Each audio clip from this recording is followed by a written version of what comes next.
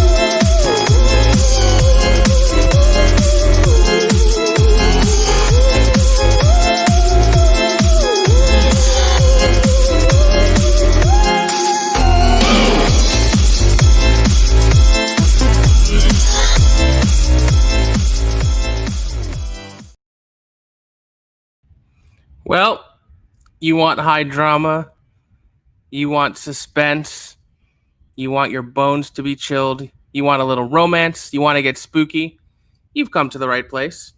It is Thursday, October 15th, and this is Center Mezzanine. I'm your host, Maxwell Haddad, and of course, as always, here is my co-host, PJ Campbell. How are you, PJ? Oh, I'm good. Hello, my friend. It is nice to be here. I'm excited. I love this time of year. Obviously, you guys all know I'm a very spooky person, very spooky individual, and I can't wait to talk about some of our favorite spooky productions and things of that nature because it's just the perfect time of year to do it. It's been a weird week, but I'm glad that we're here doing this tonight. You're so spooky. The first time I met you, I screamed and almost had a heart attack. This is true. And then we had a conversation, and then I was like, oh, this dude is cool. He's not going to murder me. I should not have hid in your bathroom before we met. Bad idea. Yeah. So Front Center Mez is normally an interview program. We've had 8 episodes so far with an incredible array of guests who are professionals in the theatrical community. But with it being October 15th and with Halloween coming closer and closer, I said, hey, you know what? Let's do a very special episode where instead of an interview, let's kick back, let's take it a little more relaxed and talk about our favorite spooky musicals. And that is exactly what we are going to do tonight with 2 awesome guests. Who we will get to in a minute. But first, we're going to do a little housekeeping, run through some of the stuff we have going on the channel. Now, tomorrow's Friday. Normally, we'd be doing a Scary Movie Squad watch-along. We are not doing that because tomorrow is the Schmodown pay-per-view event. It is the team's championship. Shazam is facing off against Corruption. I've been saying I'm not rooting for anyone. However, I do like a certain superhero movie starring Zachary Levi, and I'll leave it at that. And so, because Friday we're not doing anything, our next Scary Movie Squad is going to be Saturday, and that is a double feature of The Conjuring. Yes, 2 movies, 2 very scary movies. Chris Clark will be on, and if you've seen any of our Scary Movie Squads with Chris Clark, you know what his reactions are like. And frankly, The Conjuring movies have some pretty darn good jump scares, so gonna have to make him sign a waiver. I'm very concerned about his well-being. I keep saying that, I know, but it's just true. I worry that Chris might just die. Yeah.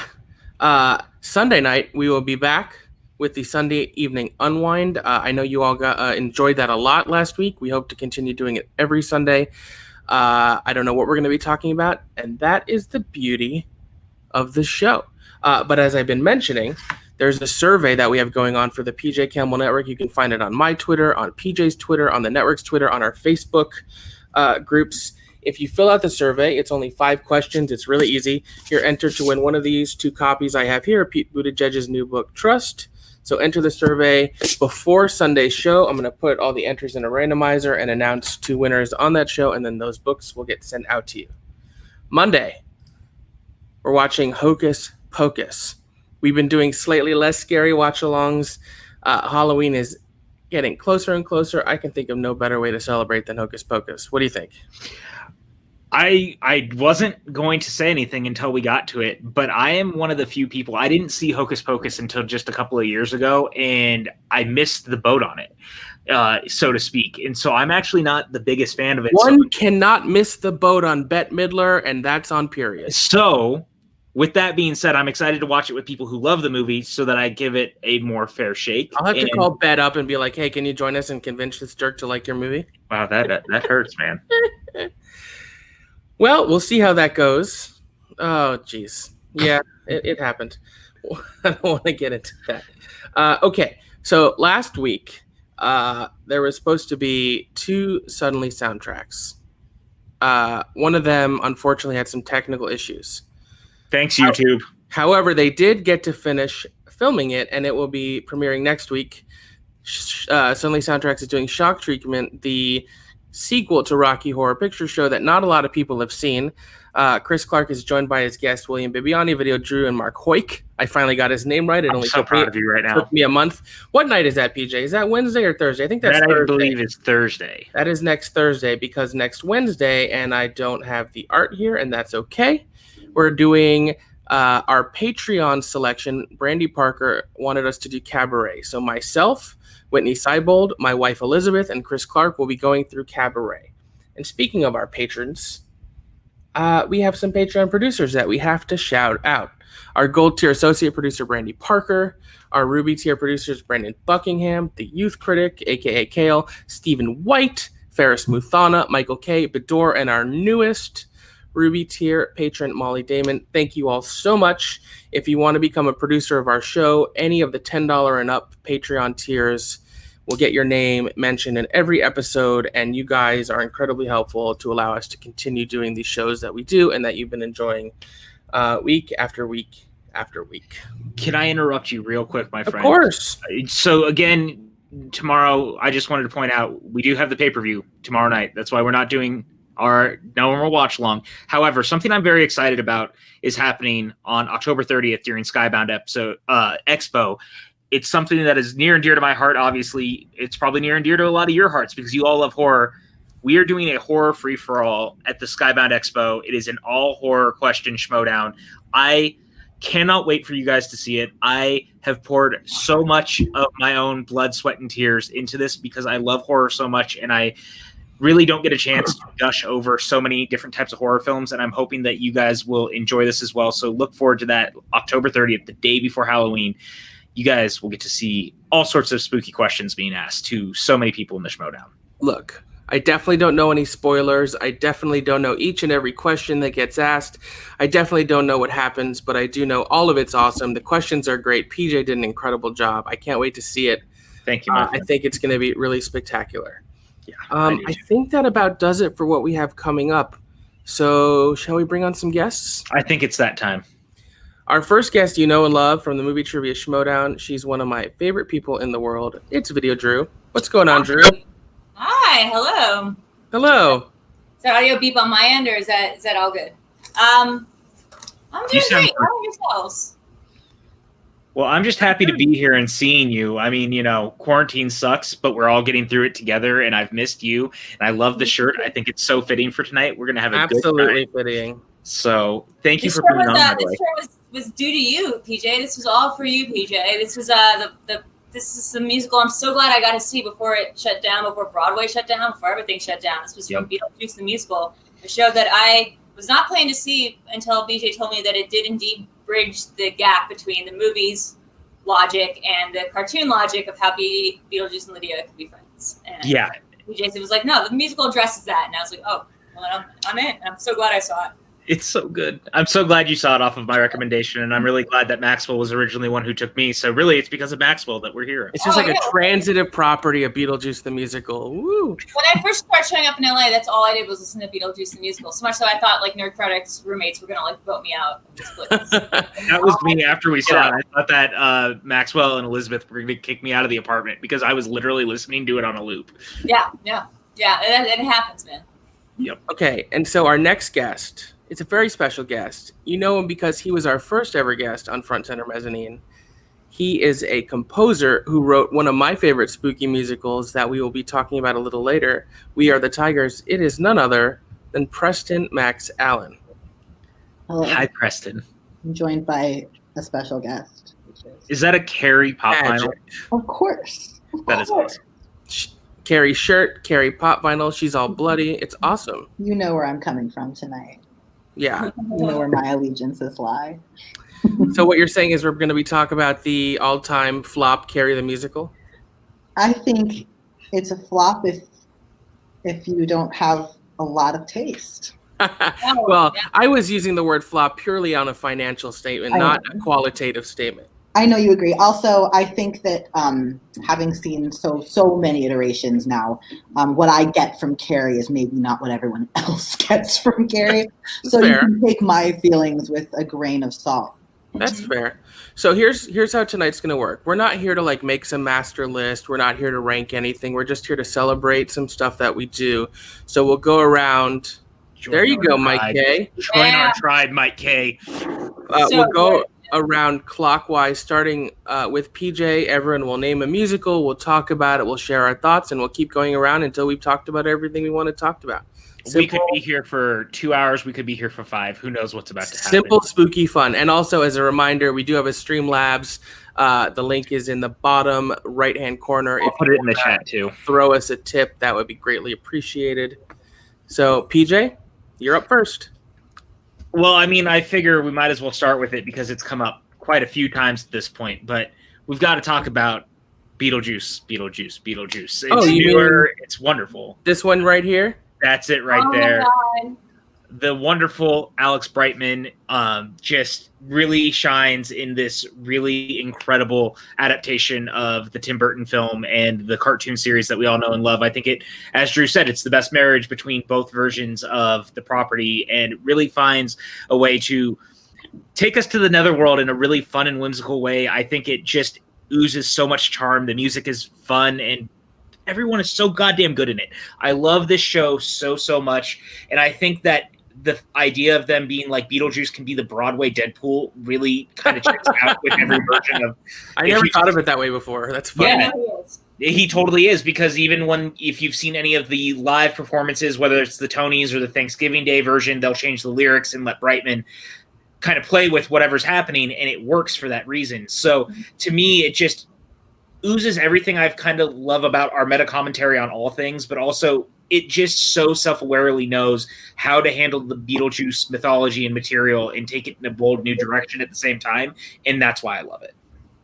Preston, did you get a chance to see Beetlejuice, and what are your thoughts? And please, I just want to put this out, not for this specifically, but everyone, like, be honest. If you don't like something, say you don't like it. I don't want anyone like fluffing anything up for no reason. People are gonna. We already know we're gonna have an issue with one of my favorite things, and there's nothing but love here. I am a little bit of a dissenter with Beetlejuice, only because is it very clever? Is it very well performed? Yes. I came from only knowing the movie and being a really big fan of the movie, so I was very confused by the show, and I wish I could have gone back and seen it knowing it was more influenced by the cartoon than I realized. Because what I love about the movie is not necessarily present in the show, Okay. I think, which is that Beetlejuice is a very creepy character who's kind of not to be beloved in the same way. So that was just something to adjust to, was like, Sure. truly like despicable in the film, and you don't want him around very much. And so my brain just went like, whoa, what am I like? So I had to adjust to that, and I spent a lot of time adjusting to that. And also I just really miss Lydia being macabre for the sake of it. They gave her such depth to her. They did. Macabreness, and I really just kind of miss her being this like ghoulish girl who just like was into that. She's just goth for being goth. Yeah, which like I was kind of obsessed with about. She's just like wandering around like a 16-year-old who's obsessed with death for like no true reason. Yeah, she's Harold modding it. That was always a joke. Yeah. So, and so that was my two, and I didn't watch the show as open-heartedly as I would a second time. Sure. I actually kind of relate to that, because I'll be completely honest. I first saw it the first week of previews, and I had a lot of issues with it and wasn't a big fan. And of course, whenever you go something early on in previews, you know it's a work in progress. And so if I see something early in previews that I have issues with, especially if it's something I was hoping to like or wanted to like, I'll always give it a second chance. So to make a long story short, I ended up seeing it 6 times. So I did fall in love with it. But you're right. We actually did a watch along of the movie on the channel just this past Monday. And it's very different. It has a lot of elements of the animated show. It brings a little more heart into it. It brings more depth to all the characters. And Beetlejuice is more likable while also being despicable. And they explain it they joke about his despicableness, like the Child Bride song. Yeah. It's hilarious because in the movie you're just like, oh, this is creepy. He's marrying a teenager. And in the show they're like, he is, but we're going to dance about it. Well, what's funny is it's in the original story that Tim Burton had, it was definitely leaning more towards on the idea of like, he actually wants to rape Lydia. Like he's trying to not just marry her, but like have a sexual relationship with Lydia. And then like they made some notes and Burton had to pull it back. So then it became about a child marriage. That in the movie, it's very much like he's going to marry her and that's going to be bad. But it's still implied that it's going to be marriage for the sake of something happening to him. Like he'll get some extra powers. And then in the musical, that's like doubly implied. They double down on that. It's like a green card marriage. It's like this thing. Yeah. And so it's able to have that little thread the needle there where it's sort of like he's not into this for any other reason than he's a very, very lonely guy. She's a very lonely girl. Their relationship and their similarities are a lot more complex than just sort of like he's predatory and trying to get something untoward from her. Yeah, I agree with that. And the other thing that really strikes me about it, and this has become more and more clear the more I've listened to it, is how clever Eddie Perfect's lyrics are. Mm-hmm. Yeah. I hate that name. That's a terrible name. Eddie Perfect? That's the composer's name. I don't like that name. That's bullying. Might call yourself Timothy Brilliant. But I think he wrote some really clever lyrics and fun melodies. And the fact that he had two original scores on Broadway in the same season, because he also wrote King Kong. One of them is definitively better than the other is kind of like... Sorry, Chris Clark. Yeah. I mean, this musical made me realize that I spent my entire life thinking that I was a Lydia. Maybe I'm a Delia. Like, maybe I'm just a straight Delia. Like, I think the Delia in the show is really different from the Delia in the movie. Great. Whoever played Delia in the show. Leslie Kritzer is kind of brilliant. Amazing. I think she's incredible. It's Moira from Schitt's Creek version of Catherine O'Hara. Like, that's a good point. It's like, that's funny. But yeah, and Leslie Kritzer also played Miss Argentina when they went to the Netherworld. So she was doing double duty. Yep. Can't imagine her quick changes to get her skin painted green and then they got to wipe it off. At least Elphaba gets to stay green the whole time. Yeah, exactly. Yeah, I didn't even think about that. God, they must do that real quick because it goes 1, 2, and you're right back. It's probably just her face and like her arms and everything else was just like a jumpsuit that was green. I mean, it was great. I love the set design on this show. I tweeted out about it, and then the people who did the show tweeted back at me, and they were like, "Thank you for noticing." And I was like, "Oh man, I forgot that Broadway's so accessible that they're just reading the tweets." Yeah. The set design for this was so great. I thought the Netherworld was done so well. To have that I can't even tell how deep that stage went because it was that screen that just sort of made an infinite loop and what a depressing version of what the afterlife is. You're just running between these looping little infinite little neon signs. It's so good. I really liked it. And to Mike K's comment, I see his comment as great as Michael Keaton it was. I think Alex Brennan is shaping up to become the definitive Beetlejuice. I agree. Mm-hmm. When I think of, I could never put together that was Michael Keaton. Even though maybe I mean in my heart, my mind knows that it's Michael Keaton. My heart refuses to believe that's Michael Keaton. That's fair. Michael Keaton's the Cartman. I mean, sorry, just the Cartman of that movie. He's just annoying and he's there and he's gross. And you want him gone and he's there to serve a purpose. But really, the whole movie is get him the F out of here. I don't know if I can curse on here. No, you can. Oh yeah, of course you can. Absolutely curse. I could take a piece of that and have it all day. I could have him as the snarky Deadpool is a great example. He's breaking the fourth wall. Mm-hmm. But very lonely. He gets it. He's a very lonely guy who understands where his issues come from. He's I feel he's a dude who's taken a lot of therapy in his life or has gone through a therapeutic process. And I'll say this too, to Drew's point, it really became clear to me that of all things, Teen Titans Go just had Brightman on as Beetlejuice. They did an animated episode with him where he meets the Titans, and it's like 15 minutes, and it's awesome. Like, it's such a perfect marriage of character and actor. Once again, like, Brightman really gets to shine. If you guys haven't seen it, please check out that episode of Teen Titans Go, because he is so fun, and you just realize he really just gets this character. Yeah. The other thing too, and again, because we just watched the movie, is like Michael Keaton's in the movie for like 20 minutes. Yeah, Alex Brightman almost never leaves the stage other than like one or two ballads. Mm-hmm. So he becomes like the narrator of the piece. Yeah, it's definitely a story that's told from Beetlejuice's perspective, which again I think helps a lot because again, like I wasn't kidding, BJ, when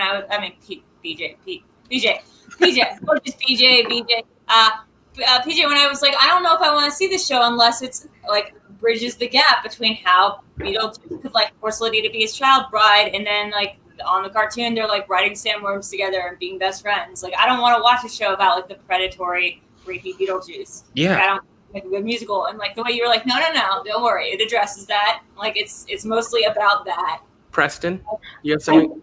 I just wish they could have done that without dumbing down the Maitlands like they did.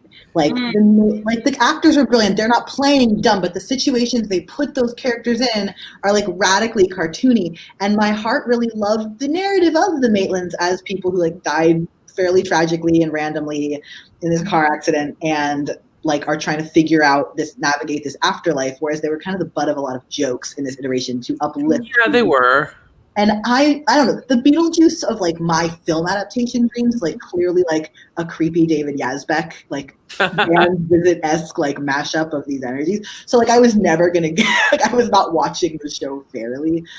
Also, I'm so madly in love with Carrie Butler. So who knows what? Yeah, Carrie is stunning. The one other thing I'll say, I know you mentioned David Yazbek, friend of the show, Joe Iconis, has a Lydia song that he wrote and that his wife Lauren Marcus performs at some concerts. It's a very different stylistically than what Eddie Perfect wrote. It's far more like gothic and eerie, and it's a beautiful song. So there were definitely a lot of different ways they could have approached it from a musical standpoint. But I mean, I agree. I agree what you're saying about the Maitlands. I mean, having Alec Baldwin and Gina Davis, and it's very like they're prototypical couple. Alec Baldwin is very masculine. Like he's not. He's like this sort of doofusy, like whoops, like trip over there and stuff. I thought they gave a lot of credit to her. Like she was given a lot to do with it, and her voice was great, and her vocal styling was great. They gave her a lot of agency. I felt like she was doing a lot of fun stuff, like vocal work and stuff. I just thought they kind of made him a little bit like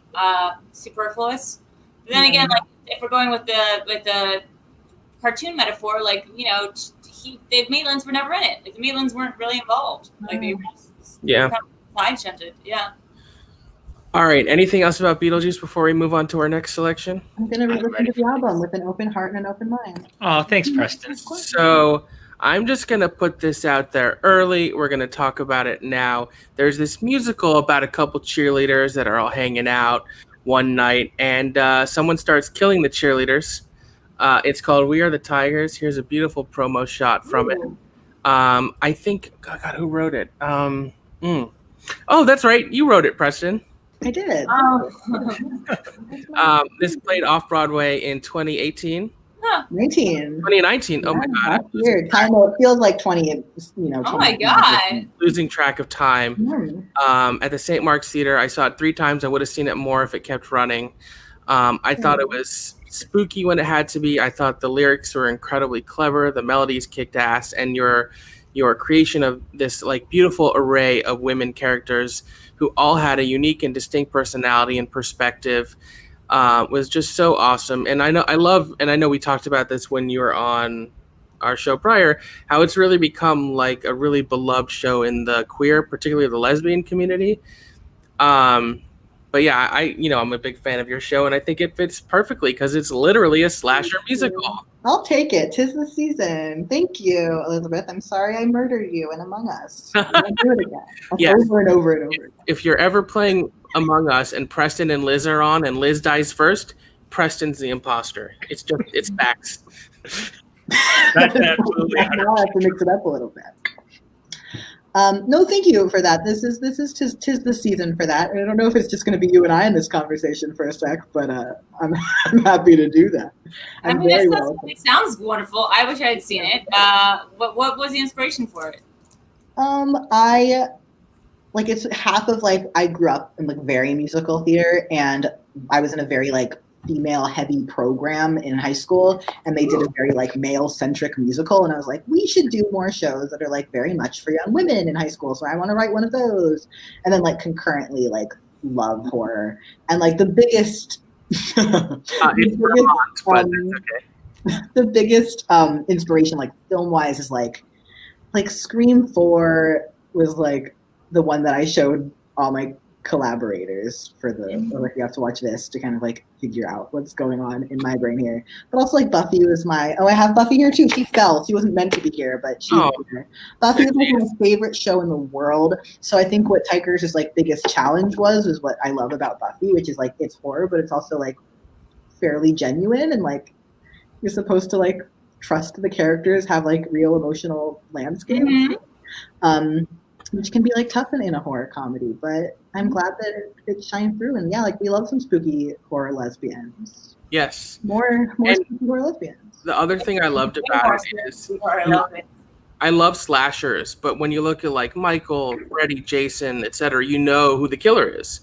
And I love a slasher that has a whodunit aspect. And I thought the way you crafted the whodunit was so perfect. It kept you guessing. You really didn't know, but then when it was revealed, it made perfect sense. There's a lot of whodunits where it feels like they came up with the reveal without properly placing the clues along the way, and I think the construct of your book was so perfectly structured.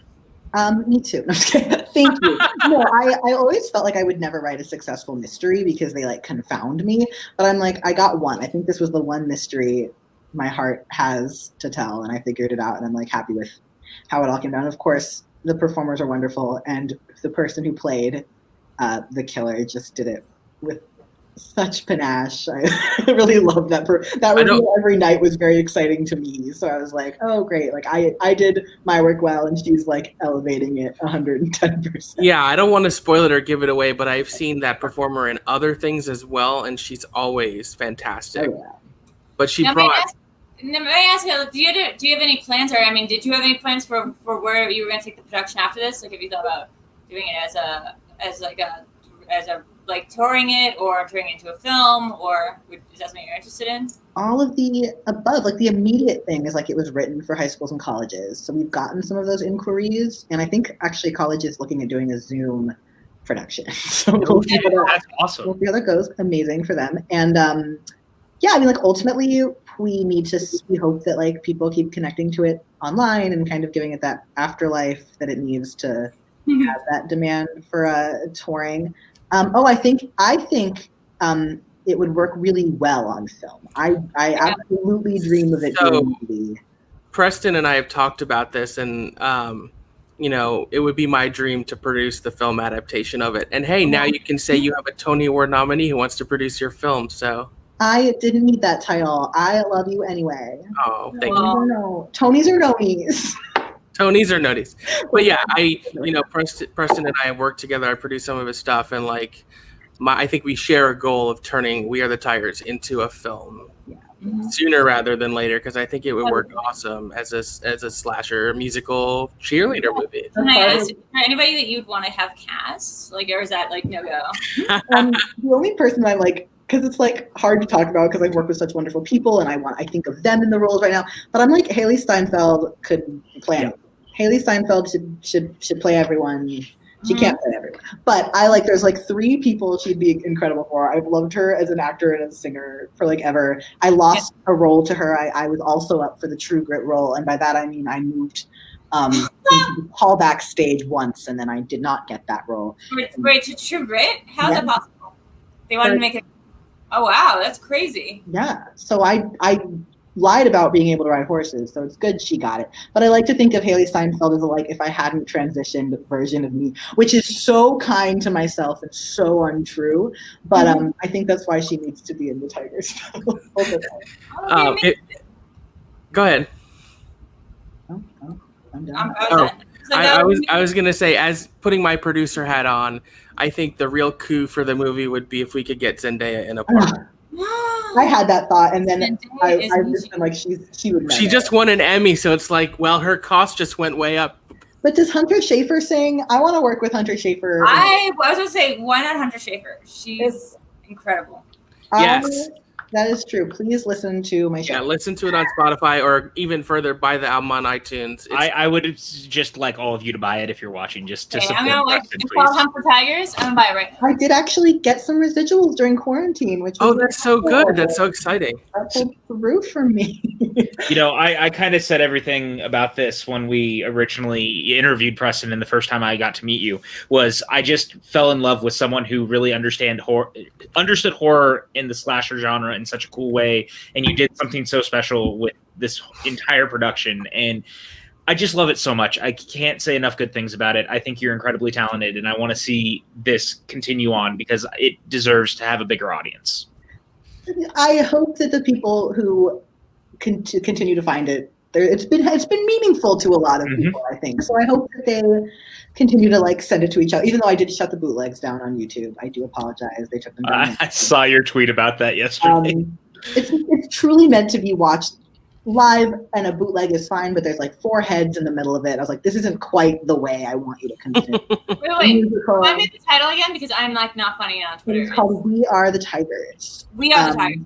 We Are the Tigers. So Liz asks, who would you cast as the throwaway male role? I'm a big Teen Beach Movie fan, so my brain just went Ross Lynch. Oh, that'd be great. Ooh. He was actually, oh God, he played, what serial killer did he play that I thought he was Jeffrey Dahmer. Yeah, he was good in that. I was like, oh, that kid's got layers. And that would make it look more like that character was the killer for a hot sec, which is nice. Well, I don't want to spoil anything, but it's that character's definitely a great suspect, and I'll leave it at that. He's definitely sus, and that's what I say about him. I'm going to call an emergency meeting, and we're going to talk about him. Very close to anything as far as anyone went. Well, as much as I could talk about Tigers for hours, we have a lot of other shows to cover. So, Drew, it's your turn. What do you want to talk about? Oh, but I'm downloading We Are the Tigers right now. Okay. Oh my God, I'm going to take you everywhere with me. I actually want to go on one that not a lot of people think about it when they think about horror. Oh, wait, do I want to do this one, or do I want to just go with my biggest favorite one? You know what? No, I'm going to be weird. I'm going to go with the first musical that I ever saw on Broadway. It scared the crap out of me. It's you'll get this if you come from a certain tribe. That would be Fiddler on the Roof.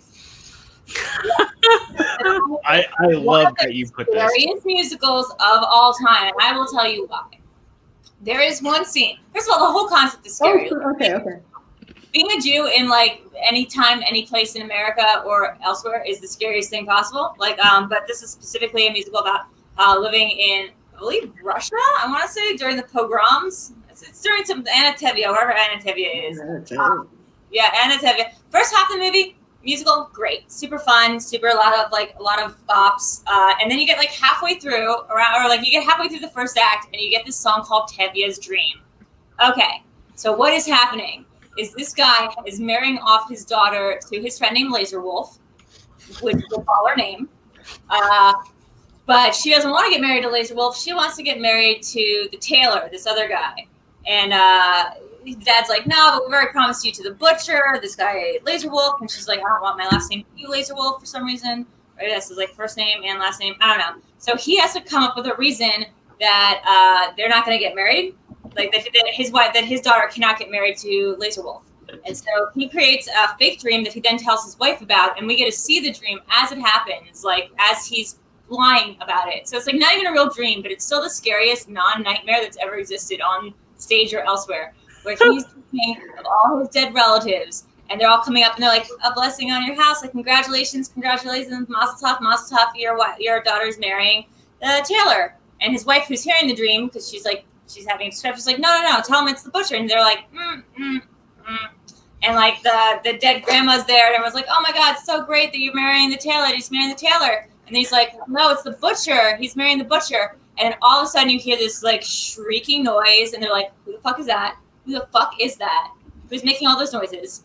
And then it turns out, it comes up from like off screen. It is like a fucking 12-foot high ghost. It is the butcher's first wife, Ruby Sarah. Okay, she's like 12 foot high. She is just a giant monster, and she's just shrieking. She's like, "Who took my pearls?" Like, she's just screaming. She's like, "You're never." She's like, "You wouldn't do this. Like, you wouldn't do this. You wouldn't let your daughter marry my butcher, marry my laser wolf, and she's gonna take my house, and she's gonna take my pearls, and she's gonna take my everything. And if you let her do this, I'm going to come into the night, and I'm gonna take her by the throat. And I'm gonna strangle her to fucking death."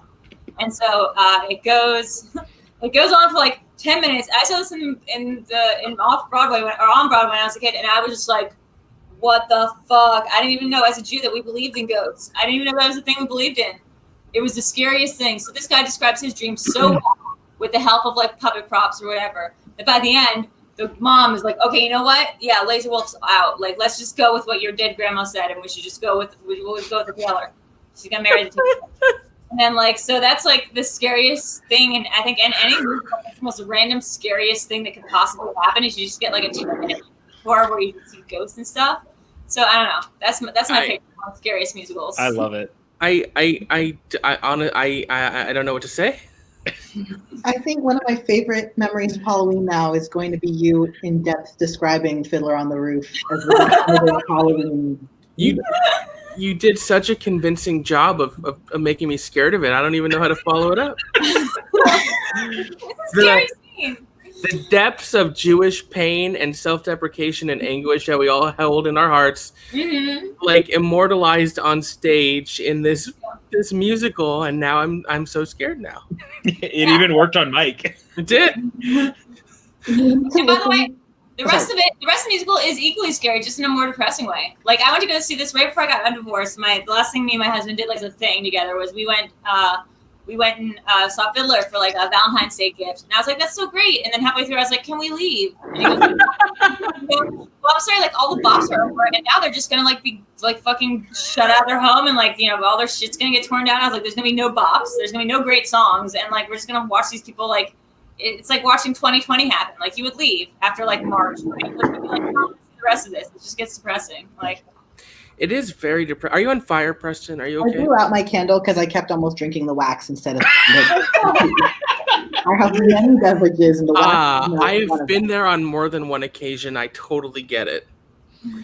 Does anyone have anything to add? Because that was such a convincing argument. I don't even know what to say. I have a supplemental listening activity for people who are fans of Fiddler in that way. in the spooky in that very specific way. Fiddler, a show I love and I think is almost a flawless musical, and now a Halloween treat. Yidcore, if you look up Yidcore on Spotify, they have done a punk cover album of Fiddler. No. And the Tevye's dream sequence is real badass. And they do 15 of the songs. And it's like truly like drunk garage punk. There's also a West Side Story one by a different band that's exceptional. But you have to listen to it. Yidcore. Oh my god, I just found it. I'm definitely going to listen to that later. That sounds awesome. Thank you, Preston. Thank you. So this is what I'm good at. Well, now it's your turn, Preston. What do you want to talk about? I have to get it out of the way because I have so much to say, and I'll say it quickly. I have seen, and I love Carrie so much, I've seen so many iterations of Carrie. You mean Carrie the musical? Carrie, all of Carrie, every Carrie. Every Carrie. All the Carries. The book, the 76, Carrie 2, of course. Now I've seen the 88 Broadway, 2001 TV, 2013 remake, 2012, and then myriad high school and community productions that are on YouTube, which is what my friends have been doing. So Carrie, let's stick with the musical. Carrie the musical, massively unsuccessful in 88. I think ran for 5 official performances and closed. Came back in 2012, and I have such complex feelings now having seen. I watched the 88 version with my friend Karen, who's my Carrie buddy. I've seen it live many times. I saw the LA, the $2 million LA one where they had all these incredible sets. The prom was insane. They threw people across this. It was great, but the 2012 show that they reimagined for like a more modern attempt at bringing is a little clunky. And Cracker Jack. Are you talking about Cracker Jack, Liz? We need a yes or no on the Cracker Jack front. There's an alternate version of the Pig's Blood song that we've seen performed. Cracker Jack is in 88. So 2012, the attempt of 2012, what it does is it tries to present Carrie as a 2000s contemporary teen musical, and it just doesn't. It gets there like 1/3 of the way, and then 2/3 of the way is like a little disjointed. It just doesn't feel modern. It doesn't feel. I love it because I've seen it 10,000 times, Cracker Jack, but it's a very, very long show, and especially when I was watching the LA one, I was like, we're really just waiting for prom, because like we're just waiting to see how you do this, especially when we know there's going to be like $2 million worth of pyrotechnics. Other than that, you're watching a show that half lives in the 80s and then half does an attempt at being teenagers in the mid 2000s. So my heart is warm for it, but only because it exists and I love Carrie and I love musicals. So the 88 version, I've seen of course I've seen the Riverdale. Who do you think you're talking to? Carrie. The way they weave those songs into the plot always blows my mind. I always don't expect it because I don't watch Riverdale. I just watch the musical episodes. I watched the first season. But okay, 88 Carrie to me fixes the problems I had with 2012 Carrie, which I know is the opposite of the thing. But 2012 or 98 Carrie is so 80s. It is blindingly 80s that it is at least really cohesive in tone, and it really lives in this one specific world. Is it like a good adaptation of the property of Carrie? Like, maybe not, but it is one of the most exciting things I've seen in a long time. Now, when you watch the version that's on YouTube, are you really seeing anything? I described it as like if the ghosts from Bly Manor that have been largely forgotten are putting on a musical. Oh no! I cannot see their faces. You cannot see any of their faces? No. But it does. It adds the song. What I love about it is I've always thought In was a really good song, but a really complicated opening number because it establishes everyone is really heavy and angsty and valid in their pain, and it kind of takes away from like Carrie as the like abused protagonist. And 88 has In, but they also right between In and her period have a song called Dream On, which is like very true to the opening shower scene in the film, which is just this like whimsical, like we're gonna go to prom, like post gym scene. And then when Carrie comes out, you're like, oh shit. But the 2012 cuts that and it just is like intense all the time, and it takes you out of that kind of 70s mood. And so it's like this like jarring thing that like you're not seeing Carrie, and then she comes on screen and she's all bloody or something. Yeah, they reestablish the kind of pleasant, like soft world that we're in before Carrie's like bleeding everywhere, and I think that's really helpful. And then other than that, the amount of jazz dancing that Charlotte Gamboa is in charge of, I cannot. They are just leotarding through the whole. There's a song called Do Me a Favor in both shows. And in 2012, they're in their lockers. They're like going through their day. And Sue is like, Tommy, please take Carrie to prom. Chris is like, Billy, please kill this pig. And they're like doing normal activities while they're doing that song. Business songs. I love business songs. I call them business songs. I love business songs. Yeah. Now get ready for 88. They're singing the same song, but in a leotard, and the only thing that's happening is like jazz. It's one of the best things I've ever they're truly just singing a business song, but like with the most 80s choreography and I was just sat there going, this is enchanting and so bizarre, and I'm maybe one of the only people that would think this is the sturdier adaptation. But before we get it, I have to do one more Carrie thing, and there's a production. This is my favorite production. So 2012, 88, What a High School in Dubai did with Carrie. What? A high school in Dubai put on Carrie the musical, and took 1,000 creative liberties that I can't even tell you. You should really watch the Dubai version on YouTube if you're a Carrie fan, because it's an entirely different lore. And what they can and can't do, everyone can get murdered, and they get murdered to an EDM dance sequence. It is fully an EDM reimagining of the what can they do? What can't they do? Carrie can't have a period. That is it. She definitely can't have a period, can she? No. Can't have a period. She gets migraines instead, and they all are like Carrie with her dumb migraines, and then they call her a witch, and already know she can do telekinesis at the start of the show. The mom already knows. The mom was like, "Your dad did telekinesis. It's in you." Like, and the mom is played by a high school actress whose performance I can't describe to you. She is possessed by the spirit of some 1940s actress. Oh my God. And they can't say I love you, so Sue has this big moment where she's supposed to say she remembers this night because Tommy said I love you, but she's like, I remember this night because it was the first time he said to me, and then he says, you make me happy, and then she's like, you make me happy. And I was like, that's a sad relationship if that is what he said to you. And you just... And they're lip syncing to the off-Broadway cast album for most of it. Oh my God. Oh my God. You can't tell for like a little bit because you're like, surely they don't do it for enough numbers that you're like, That's amazing. Can you put the links to this somewhere? Because I didn't find. Yeah, I would like to look at this. It really is my favorite thing I've ever. Maybe the best viewing experience I've ever had in my life is the Dubai Carrie. My dream in life is for Stephen King to let me do like an edgy MCC play adaptation of Carrie. Ooh. So look, we can't talk about Carrie the musical without talking about Carrie 2 the musical, which you can see right here. The Rage Carrie 2, an unauthorized musical parody. She's back, kind of in a way.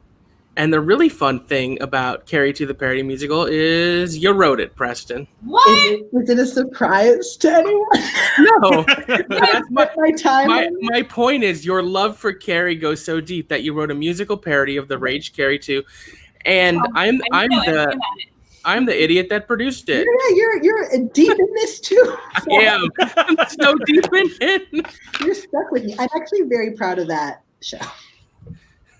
I'm just here to watch you guys now. What was the framework of it? It's almost, oh no, you go ahead. Well, what's so funny about it is it's sort of constructed as if the whole show is a pitch for a reading. So there's a narrator on stage who was played in our production by Larry Owens, who has now become a huge deal because of A Strange Loop, incredibly talented. You want me to cry on air, Liz? I'm probably going to stream the YouTube. Okay. I also have footage from our production last year that's never actually been released. Oh. So I could. Do you not have it? I only have the 2016 YouTube one. Oh, I have footage. You could look at it and see if you want to release that. But anyway, so there's a narrator who's reading like the script, including like, blah blah blah, and enter stage left. Blah blah blah is mad. Blah blah blah. And then it's sort of done like a concert as opposed to a fully staged musical. But it's called a parody just really to get away with not having to own the IP, because it really takes it straight. But the movie and the songs are so good that you just laugh. There's enough in it that is true parody. I think if it is half as a commentary on the film and half is like, if you made those characters genuinely sing, it would be funny. Yeah. It's like their problems are insane. I mean, Carrie 2 was a very weird movie because like it was all very much based on that idea of like, oh, but like what if you update it? So like Carrie and then like not social media, but it was like, video camera. Like what if you got everything on camera? Like what if everything was spread around on cameras? I'd be interested in seeing how that's done with in a musical theater way. I mean, I think the songs for it are so clever. Thank you. It's my favorite score I've done. I find those songs in my head a lot, actually. Like, obviously, it came from the heart. And nothing will ever be quite the same to me as my Carrie. But yeah, I have footage of our show last year. Let's see if we should release it. That could be awesome. I definitely want to. Yeah, we're gonna have like an original. We're gonna have like a debut here. I'd love to see this. I would love to see it. I was trying to like figure out if we could watch. I was gonna do like a watch the movie first and then like come and watch the. Because I don't want people to think I made that shit up. I fucking love the Rage 2. Like, don't get twisted. I love the Rage 2. Like, I think we should talk about this. We could figure something out. We could do it right here. Yeah, we could figure it out. All right, PJ, what do you want to talk about?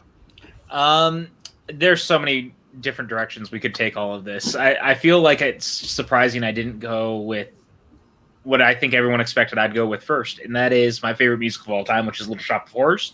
Little Shop is just like such a vintage throwback to the 50s sci-fi craze, monster movies, things coming from another planet and eating everyone alive, and it's just got such a great rock soundtrack. Everyone's so lovely and terrible all at the same time. The dentist is one of the most despicable characters of all time, and yet Seymour couldn't be more loving and endearing while also making his pact with the devil, all because he wants the girl, and you like actually really pull for them to get together and you want this thing to work, but Audrey 2 stands in the way because all Audrey 2 wants to do is eat the planet.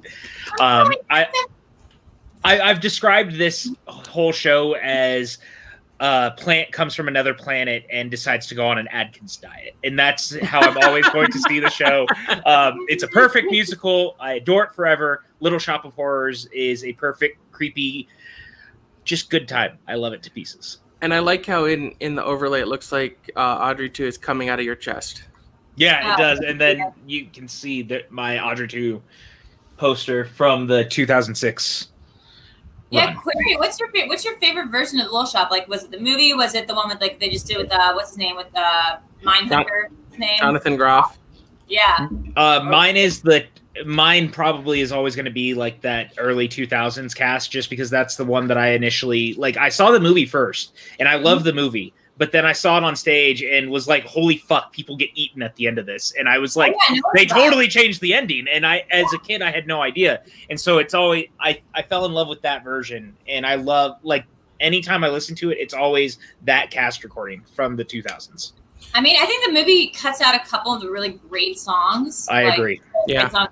Now It's Just the Gas, which I believe is the one. Did anyone see the one with Gyllenhaal? It was like a staged reading. It was like Gyllenhaal and Taron Killam and Ellen Greene. Yeah, they did it at City Center as part of Encores.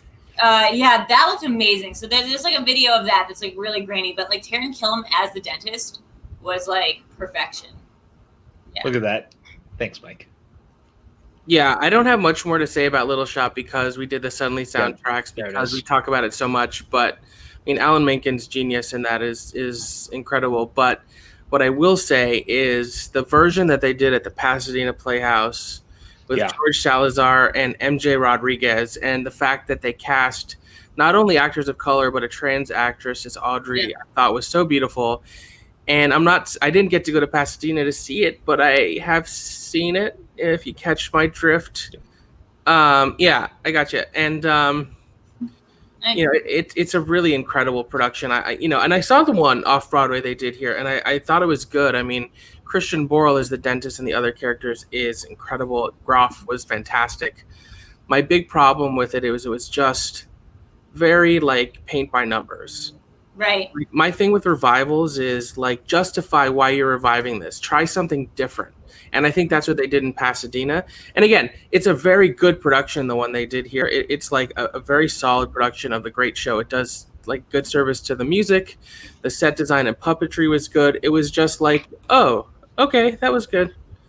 But the one time it was on Broadway, I had the distinct pleasure of seeing it star none other than Joey Fatone as Seymour. No. Yes. No. Which was a whole thing. No.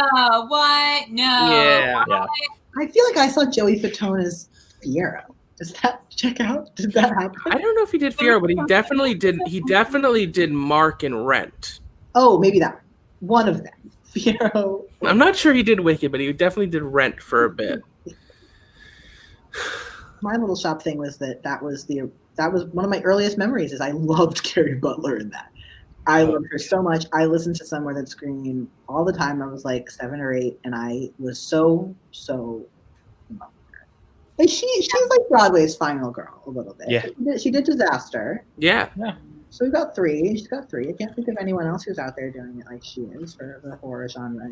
No, I agree. I mean, like I grew up seeing this. I saw this like, look, I saw the only version I have seen this is in theater was like a regional University of Delaware production of it because like my dad So the college, so like that, but I was obsessed with specifically the score that was in the play version and not the movie version, because they cut out so many good parts of the songs, like Meek Shall Inherit is such a good one, like, and they kind of chopped that up and put it all together like in the movie. So if you haven't seen the musical version or a musical version of Little Shop, the complete songs like Close for Renovation and Mushnik and Son. Mushnik and Son.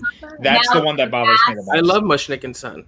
I think I Love Now Just the Gas is one of my favorite songs in that whole tableau that they cut out. It's like The Dentist gets a second song, and it's so good. It has one of those like fast little, I don't know what you call them. I'm not a musical person, but like it's got that little fast beat where people are like singing over top one another. Somebody's like blah, and someone else is like da da da da da da da. It's like really good. Yeah, I just hope that the new movie, because kind of to Max's point, don't do it unless you're going to do it to do something different. Well, my big hope with the new movie, and the casting I think is really cool. Me too. Yeah, Taron Egerton, and isn't ScarJo. Isn't Jake Gyllenhaal playing the dentist? No, Chris Evans is playing that's right. Chris Evans is playing the dentist. Evans playing the dentist, that's right. I just like don't need an all-white like. I don't disagree with that. I don't disagree. Obviously, hopefully the Ronettes are done right. Yeah, and then who is it that's playing Audrey too? When that principal cast is all white. Billy Porter is playing Audrey too, I believe. That's right. Yeah, Billy Porter. But I do hope they bring back all the musical the music that wasn't in the film. And I don't disagree with Preston, by the way. No, I don't want it to make it seem like I was stepping on that because I was trying to get to Billy Porter. I do wish that it was a little bit more diverse. I don't disagree, but it's and this is what I'm gonna call it. It's the Music Man problem. Yeah. Mm-hmm. Yeah. There's almost an issue here where, like, I've always read it as more of like a metaphor for gentrification. There is a lot to be said for like the metaphor of gentrification when you're talking about a giant space being from outer space, like landing on Skid Row and consuming people. But there is something about like the fact that it's, especially in the play version, it's Mushnik and Son. So it's like this Jewish guy who lives on Skid Row. He's like employed like, the 3 other white people who live on Skid Row. And then they're like the community, the rest of the community is like not white. So that's, I've always read it that way. But of course, I would love to see it with a cast that's with multiracial cast. With Scarlett Johansson, it is, I guess. So we'll get it. Well, she's everything else sometimes. So whatever. You can do it all, folks. All right. On that note, I'm gonna bring up like the most obvious like spooky musical. I think it's one of the 3 best musicals ever written. It's Sweeney Todd. There it is. And I picked this photo just because I love this production so much that they did down at the Greenwich House. But I mean, what is that? They did a production that lasted for a while at the Greenwich House Theater where they turned the theater into a working pie shop. Oh my God. Fully immersive. So you could choose to go early and get served and eat pie, and it was tasty. And then you sort of sat at like road tables as the actors came all around you. So I saw it a couple times. At one point I saw it with Norm Lewis as Sweeney, who was incredible. And he held his blade up to my throat while singing Epiphany, and I had an epiphany in my pants. It was amazing. But yeah, Sweeney Todd, we've talked about it on this channel before. Sondheim is one of the greats, and I think Sweeney Todd might be his best work. It's spooky, it's scary, it has amazing characters.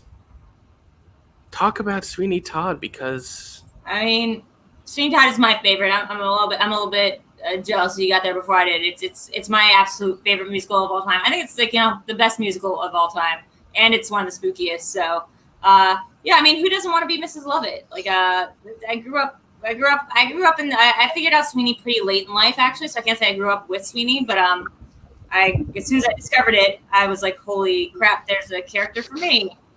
There's a character who's like a business person, but also like really like wants this guy, but also she's like the brains of the whole operation. And like, it's such a tragedy. Like, it's such a tragedy of like human desire and of it's such a tragedy of revenge over love. That's ultimately, I think, the theme of the show is it's a show about how we can get consumed by like revenge and like how we can get blinded by these ideas of what we think, what we need in our lives and what is needed to be done for justice, and then that can completely consume you and like ruin your life ultimately. Because at the end of the day, like this guy could have gone home and found and reconciled with his wife and child, both of whom were still alive at the beginning of the story. but he chooses instead to pretend, like to literally live in a fantasy where his wife is dead. Okay, fine. She's, she said the wife drank the poison, so we'll give her a pass on that. But his daughter is still alive, and he knows that throughout the entirety of the show. He knows his daughter's alive, and yet he sings these songs to her like as if she's dead, because he'd rather believe that she is dead. Like, it's easier for him to go on and commit, because what his real thing is his obsession with Judge Turpin. Like, so it's easier for him to believe that Joanna's dead, so he can get that idea out of the way and then go do things for her, like in Joanna's name, which is really this really male. I think of it as a very like male archetypal like desire to sort of do things on behest of women, to do things, to be like, no, I'm doing this for you, instead of being like, well, no one's asked you to do that. Like, no one said that no one's asking you to like fucking kill this judge for me. How about you come save me or like help me? Yeah. It is actually quite sad when you put it in that context, when you realize how he lets his rage and revenge take control of him. But to Mike K's question, so there's two Sweeney Todd cast albums I go back and forth between. Of course, there's the George Hearn, Angela Lansbury version, which is sort of the classic. But I'm a huge fan of the Michael Cerveris, Patti LuPone. Yes, that's one. my favorite. I think that's the best one. I was lucky enough to see that production. What was so cool about it is they all played their own instruments on stage, and after a character got killed, they like changed their outfit to have red on it and would just sit on stools and keep playing. But that's the one, if you're going to start with one, I would recommend starting with that one. The rage Michael Cerveris brings to it is unreal. Mm-hmm. She's my favorite Mrs. Lovett. Patti LuPone, because I think out of all like the three biggies, which would be Angela, Patti, and I guess Helena, if you're going to count from the movie, like she's the only one who plays Mrs. Lovett as smarter than Sweeney, which I think is ultimately how the character is written. Like, she's the more clever of the two of them. She's just sort of hoisted on her own petard. I was a huge fan of Carolee Carmello as Mrs. Lovett in that Greenwich House production, but unfortunately there's no recording of that. But so there is some. I'm sure there is some sort of. You love Sweeney Todd too, Preston? Oh, very much. I saw that production when I was younger, the Insane Asylum one, which spurred my, I want to start a whole company where that's all it is. And the first production we do is Stusical in an insane asylum, and everyone plays their own. Anyway, I think it works so well for so many shows. I'm here for it. I'm a Sondheim person, but I'm not like, I don't know all his shows very well. But Sweeney Todd has always been my favorite of his, and just like one of my favorite scores of any musical. I think it's just transcends. I think what Sweeney Todd does so brilliantly, which is just difficult in the genre to like succeed at fully, is it's both very like real and very grounded and feels like natural, but also absurd and unrealistic and impossible. And it just walks that line so seamlesly when it's done right, that I think that's what's so enchanting about it, is not only a musical, but just like as an art piece. And I would argue it's one of the few horror musicals where the music itself is actually scary, because those dissonant harmonies are truly chilling. Like, you don't need to see the visuals or know the story. You just hear them and you get very on edge. It's so masterful. Even the love song. I mean, even like Green Finch and Little Bird. Like, you listen to that song. That's a scary. Like, that's a song that's all like in minor key, basically. That's a creepy song. Joanna. And that's like a love song. Like the thing with the Joanna. Like what? Excuse me? Yeah, what about you, PJ? Are you a Sweeney Todd guy? Yeah, I love Sweeney Todd. I was just letting you guys gush over it. I mean, look, it's one of those things where you don't want to step on the people having a good time. And I'd rather you guys enjoy it. No, I know. And I was going to get to it, but I also can't add to nearly as well as what you guys are already talking about. I've always thought like the gothic nature of it was really cool. I think the music is incredible. Sondheim is a master. Like, there's nothing else to say about that. The music just works. So, Company, this new revival of Company opened previews and got to do like 12 or some odd performances before COVID shut down. Liz and I went to the first preview, and Sondheim was sitting like across the row from us, and I had a very hard time not glancing over at him and watching him smile or watching him take notes. And the fact that Sondheim is still that active in the revivals of his show as he was in the Sweeney Todd at Barrow Street. Like, I love that about him, that to him the art always keeps going. He always shows up. He always has his hand in it, taking notes, making it as good as possible. Because he cares. Yeah, he cares, and it shows. Along that vein, can I just say Katrina Lenk as Sweeney Todd? Ooh. That would be awesome. I wouldn't mind a gender reversal Sweeney Todd. That could be great. I think that's Well, it's more than time. Lesbian Sweeney Todd would be great too. Either version it's more than time, it feels like. I dated this guy a little while ago whose whole thing was like, why aren't more black guys into Sondheim? And he was talking specifically about Sweeney Todd because he was like, there is no way that this is not relatable. Like, it's a barber who's let out of jail and has a bad attitude. Like, there's no way that this story is not relatable to the black community. He's like, there's a line about popping pussies into pies. Like, you can't tell me that this isn't like the ultimate rap. I mean, like, this was like, it was like a perfect thing. He's a stand-up comedian and he was black, but like this was like his whole bit, and he loved Sondheim so hard. And I would love to see that. I would love to see like a contemporary Sweeney Todd that was set, in Harlem or something. Oh, interesting. Mary Owens talks a lot about race in Sondheim. Mm-hmm. I think there's a lot to be discussed about race in all theater, and how artists subconsciously end up putting their own racial biases into what they write, but that's another show.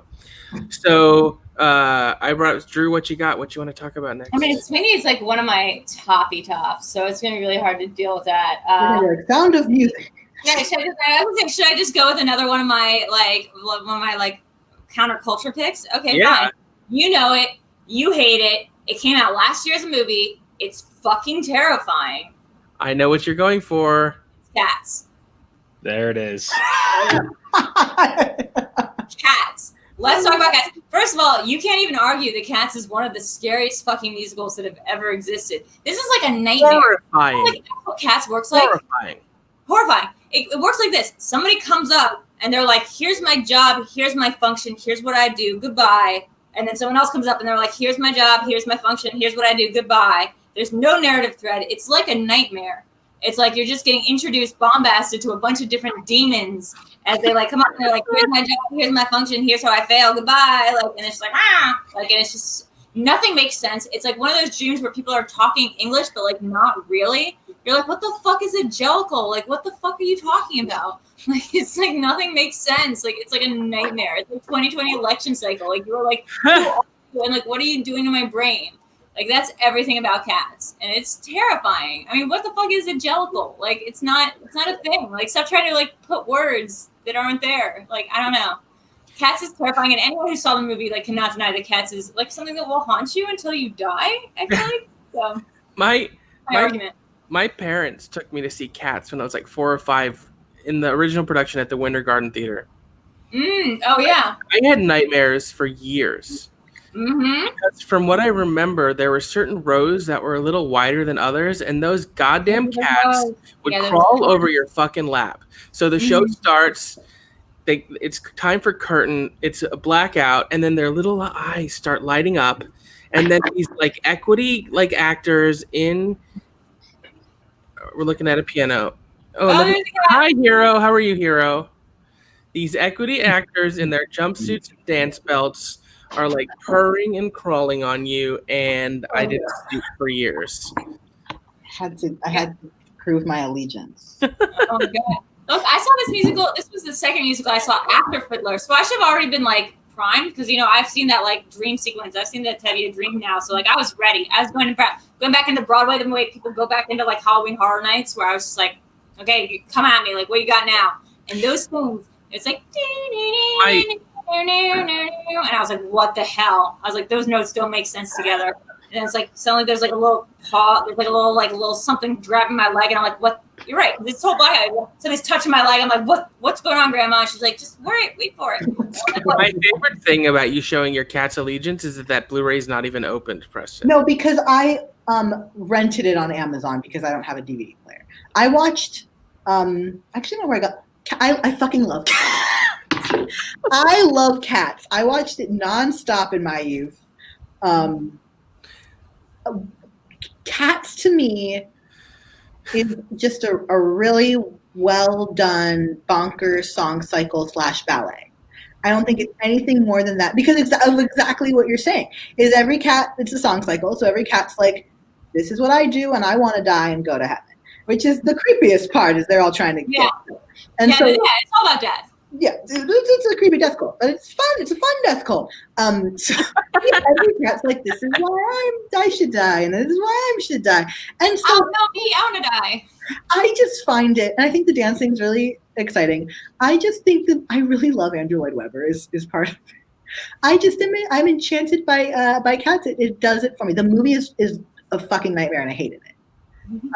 The movie to me, because it's not complex is the thing. Like when Cats tries to be complex is when it like gets, I'm so ready to befriend this person.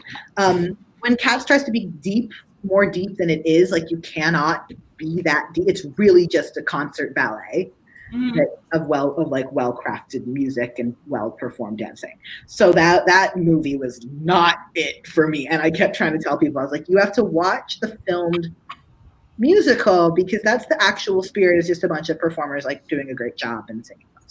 Yeah, doing Kimmy Schmidt. It's like the kind of musical where you feel like if you just jump on stage, maybe you're now in the touring production of Cats. Like if you want to be in Cats, like you just jump on stage during Cats, and then you get to be in Cats. Like that's how they find actors. As I've gotten older and I've seen other productions of Cats, I don't find it as like nightmare inducing. The movie was nightmare inducing. But what's scariest to me about Cats is I want to hate it, but those songs are so catchy. It's Andrew Lloyd Webber. He really does it for me. It's like Skimble Shanks the railway cat, do do do do do.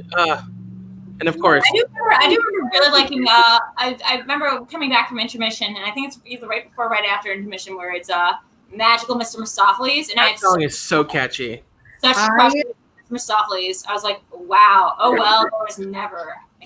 Magical Mistopheles, who's in this version, Jacob Brent, who is, if you've seen the like recorded stage show, Jacob choreographed Tigers in 2015. He's on. Oh, that's so cool. And I was very casual for a long time, and then at one point I was like, I love Cats. As long as we're talking about Cats, I will say that me and everyone else on this network, other than PJ, have been trying to do a Cats watch along, and as you can see, PJ's currently giving me the middle finger. He does not want to watch Cats, and I really think PJ, you should just like watch Cats with us. Unless we have Preston on the watch along. I don't think it would take much to have Preston. I'm going to be drunk out of my mind though too. I live alone in an isolation pod. I need some Xanax, and then I'm there. All right, Preston, what do you want to talk about? What's next? I want to do a triple knockout. Okay, let's do it. A series of one artist. There are 3 parts of it, and it is Repo, Devil's Carnival, and Alleluia. Okay. Repo, like this Repo with Sarah. Repo, yeah. Devil's Carnival and Alleluia is a separate series, but it's the same Terrence and Darren coupling. We just did a Repo show on this network last week or the week before. Yeah, last week. Repo the Genetic Opera. What I will say about Repo, which I love, is that I think Repo does what it set. I think Repo does exactly what it sets out to do. I think tonally it is exactly what it wants to be, and that people are giving the exact performances they want to, and that they are like doing this camp horror with a score that I think is really successful in performances that I think are fairly iconic. I think it knows what it's not. Like I think it knows it's not like sound or like grounded, but I just have so much fun. It's so horrific, and I really think Hydrate, Anatomy, 17, Joan Jett is there, Sarah Brightman is just Paul Sorvino. Like these people are giving really great performances of this like blood-soaked opera. I'm a really big fan. I can't always watch it because it is so gory that sometimes I'm just not. It's very gory. In the mood. But Repo's great. My personal favorite from this group. I don't know. I do love Repo. I do want to hear your thoughts on it. If you haven't seen Devil's Carnival, I really love Devil's Carnival. It's a little messy. It feels like a little like the quality is like not fully a film. But It's short, right? It's not feature length. It's an hour long, and then Alleluia is the compliment. It's basically the first one's Devil's Carnival, which is they're in hell, and then at the end they're like, we're going to get in a fight with heaven. And then the second one is you learn about heaven and how kind of creepy and sinister heaven is, and then it's implied there's going to be a third one where they fight. Oh. But they didn't make the third one. But Adam Pascal is the star of the second one. Oh. The Paul Sorvino's God. Adam Pascal? Yeah, it's a great cast. And Emily Autumn is in two of them. And the I love Emily Autumn. I love her. She's the star of both of them. She's like a big part of the narrative. It's great. Very worth watching. They're all on Amazon Prime. I love that there's a song in Devil's Carnival. A lot of the music in Devil's Carnival is really good, like really haunting and well made and kind of spooky. It's all Aesop's fable. It's all like based literally on. And there's Prick Goes the Scorpion's Tail, which is the frog and the scorpion, like that myth, that fable. And Emily Autumn, that's her song in it, because it's all like it's again like kind of a like, this is why I'm in hell kind of like song cycle. And that's her song. And I think it's like her performance is gorgeous. Like her voice is incredible. That song is super well done. I really love the score of Devil's Carnival. Oh yeah. Huh. That's incredible. My thoughts on Repo, I haven't seen the other ones, are complex. So there are performances and songs, like I think Anthony Stewart Head and Terrence Dunwich are fucking great. Yeah. And I think like Legal Assassin, 17, Zydrate Anatomy are great songs. And then there's also stuff and performances and songs that I think are horrible. And the film at times feels so cheap, and the cinematography is so bad, and some of the acting choices are so weak. It's just like, I want to love this, and there are elements of it I do, but then I'm like, oh, this is awful. So it's very complex feelings. I have to re-watch it more recently, but I think it's just like, I love what their effort is. I think they do as much as they can with what they have. I appreciate the ambition and what they tried to do, and I think Terrence is so cool, because he wrote it. He's incredible. I think he's like, on the Suddenly soundtrack show we did last week where we talked about it, I was like, his voice and his persona, he could be one of like the biggest metal or goth rock stars on the planet if he wanted to, and I don't know why he doesn't. I need you to watch Devil's Carnival and tell me what you think. Okay. Have you seen Repo, Drew? Yeah, I just saw it last week, actually, for the first time. I know it's like crazy me that I had not seen something starring Anthony Stewart Head. But I just saw it for the first time, and I loved it. I was like, yeah, the world needs more of this. Whether or not it's a perfect musical, like, that's to be decided. But that's decided by better scholars than me. But, yeah, no, it's a great musical, and there should be more musicals like this that take swings. Like, why aren't there more out there that are doing this? That are like, let's take a swing. Let's take a swing musically. Musical horror is such like a ripe field that right now we're doing so many cool things with horror. There's so much elevated horror. There's so much, horror comedy, like horror tragedy. When you look at like Ari Aster films, why not more horror musicals? I agree. That's why we're here. We're talking about all the horror musicals we love. Yeah. Have you seen Repo, PJ? Yeah, I like the music. I don't love the movie. You and I kind of talked about this after you revisited it. Like, it's also probably been 6 years since I've seen it, so it's been a little bit. So my memory's foggy. But I used to listen to the music a lot, like the soundtrack itself, or cast album, however we want to talk about it. It's a film, so it's a soundtrack. Yeah, I'm covering my bases so I don't get screamed at by the internet later. It used to be on a pretty constant rotation on my iPod back in the day, kids, before our phones could do all this. We actually had little devices called iPods that were separate just for music, not for everything else.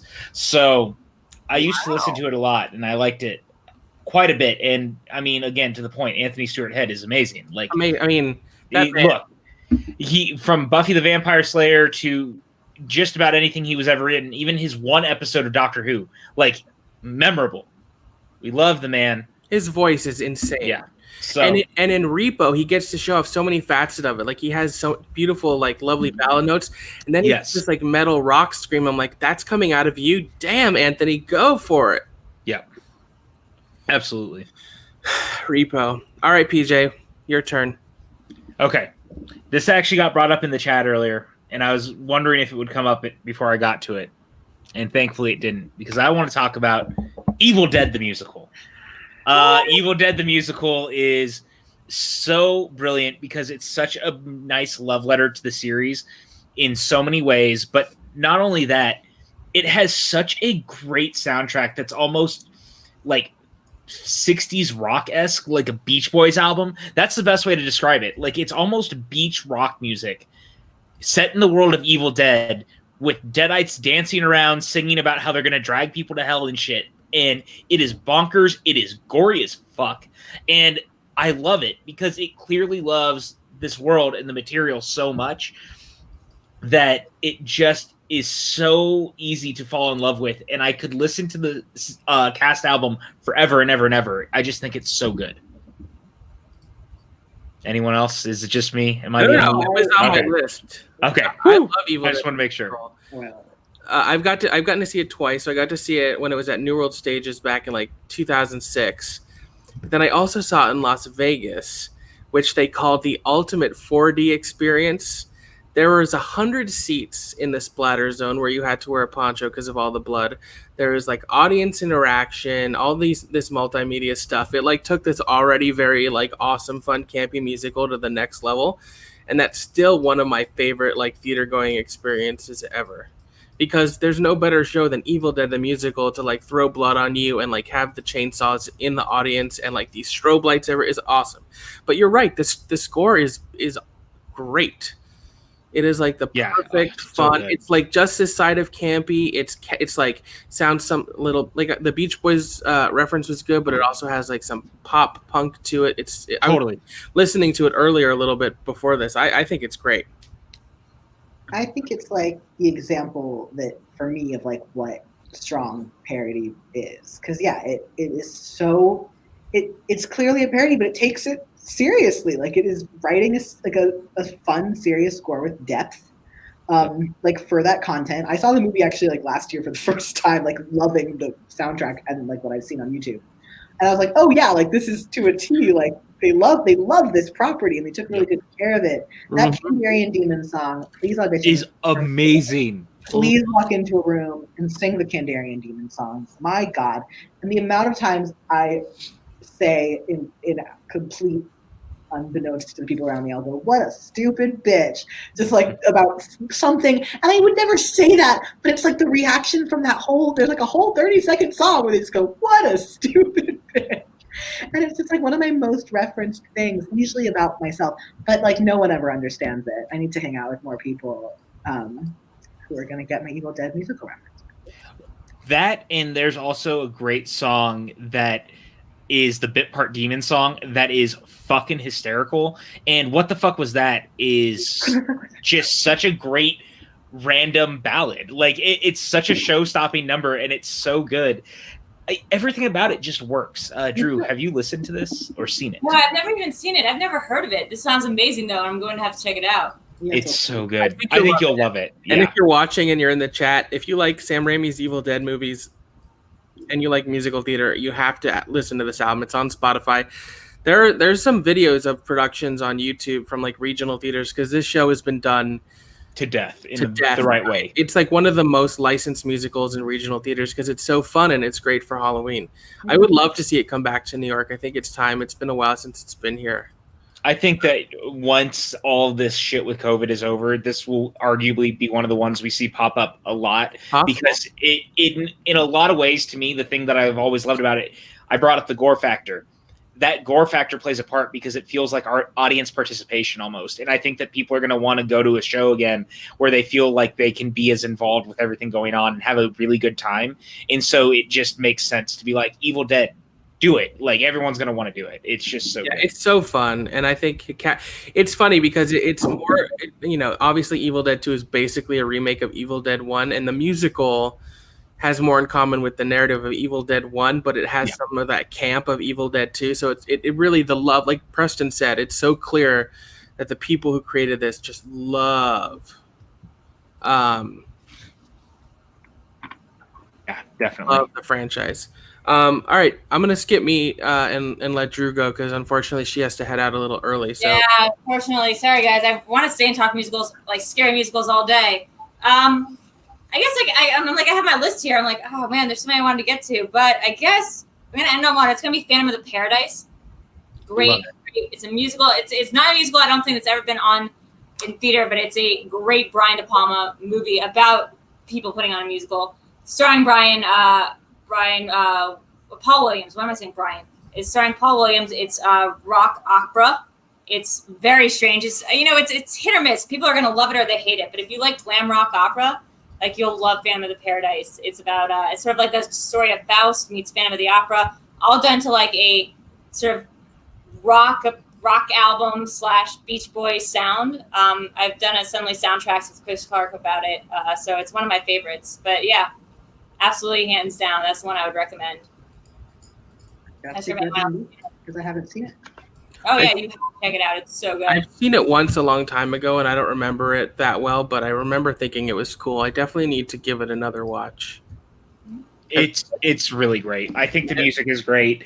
It's so funny to think that Brian De Palma did a musical because, that is not what you think of when you think of Brian De Palma. No, Brian De Palma is a dude who, of course, people know him for like The Untouchables and Blowout and Mission Impossible and Carrie. Like, a musical like this was not the kind of thing you expect, and yet it's exactly what he did, a horror musical that is like a rock love letter to so many different things that came before, and I love it so much. Well, I love you guys. I have to run.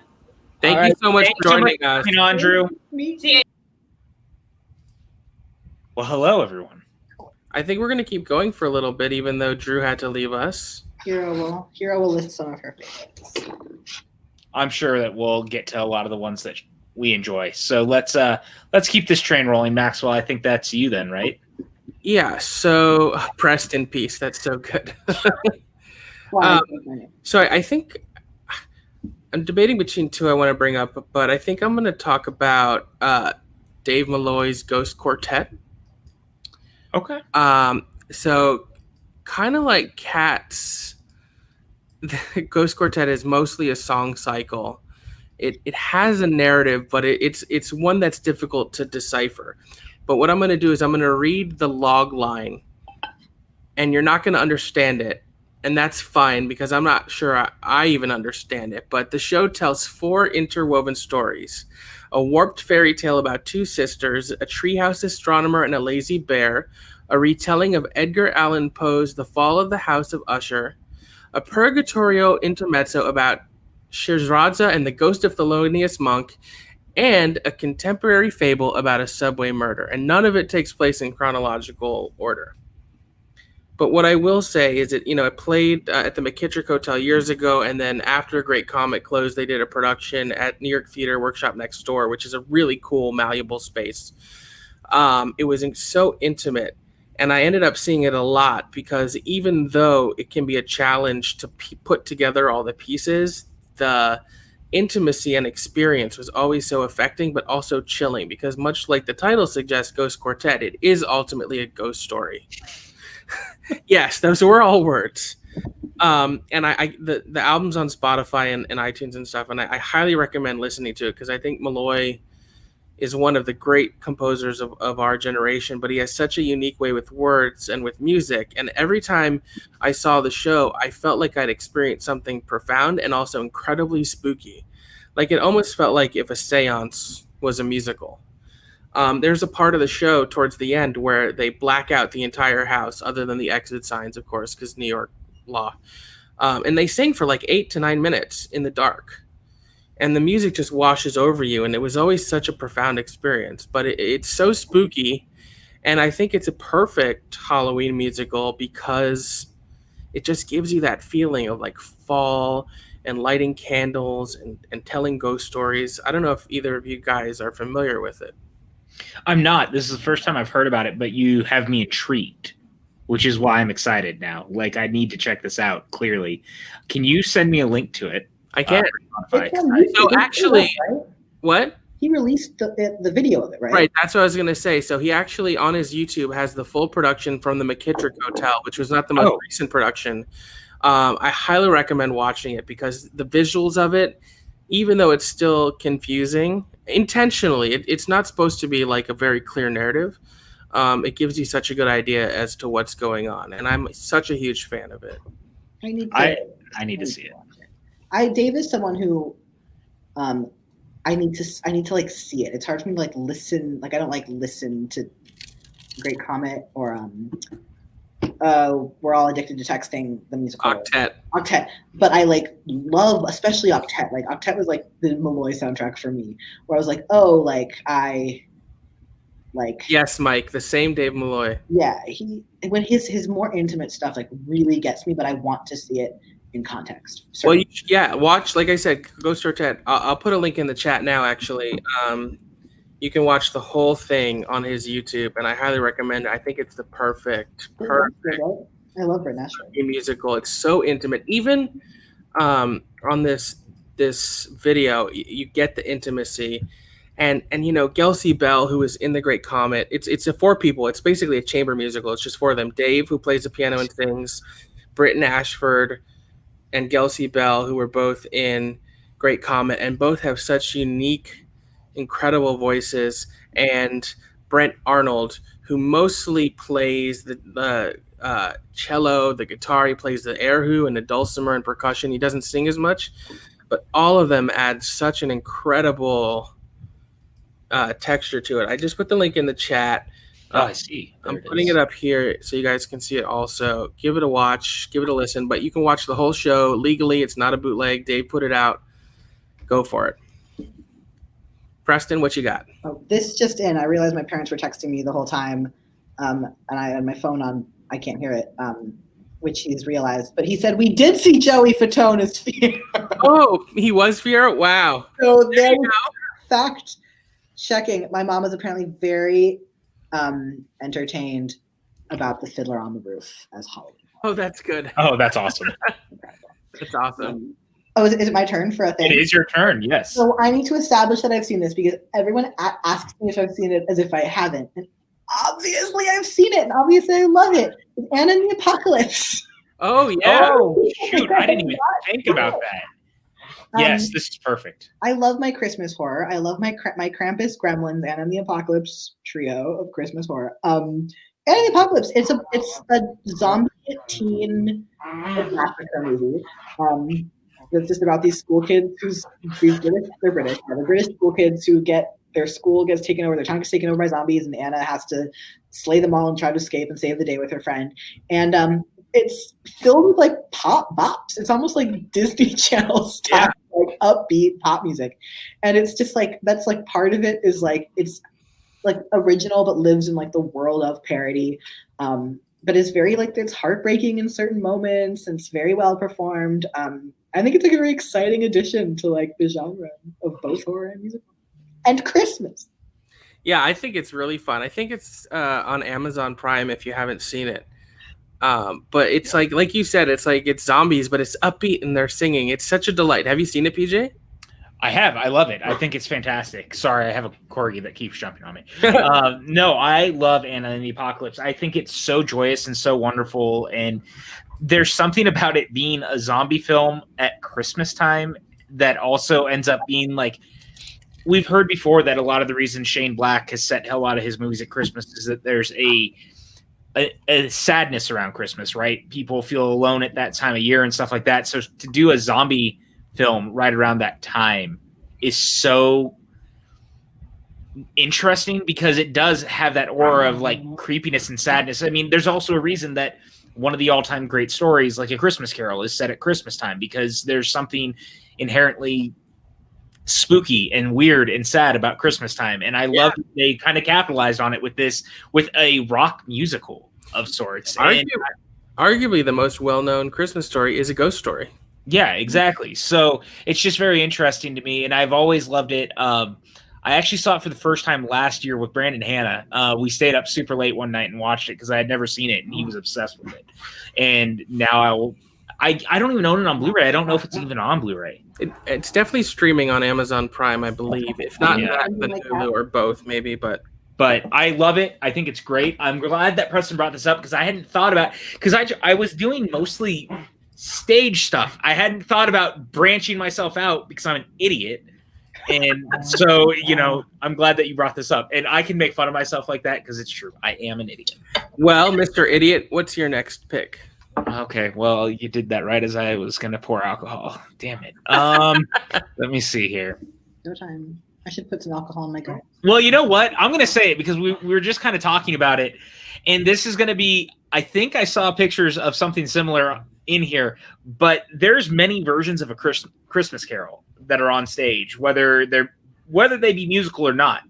My favorite version is a Muppet Christmas Carol. This was the one time that I broke away to make sure that I had it, because a Muppet Christmas Carol means a lot to me. And I think that it's not only one of my favorite adaptations of the source material, but it is very spooky, and it scared me a lot as a kid, and it's still kind of very, very creepy, but the music is also really good, and it's done in a way that only the Henson Company could do, and it's just so joyous and fun, and Gonzo's a horrible narrator in the best possible way, and Michael Caine is the ultimate Scrooge. Marley and Marley. Yeah. I saw it once when I was real young, and I don't remember.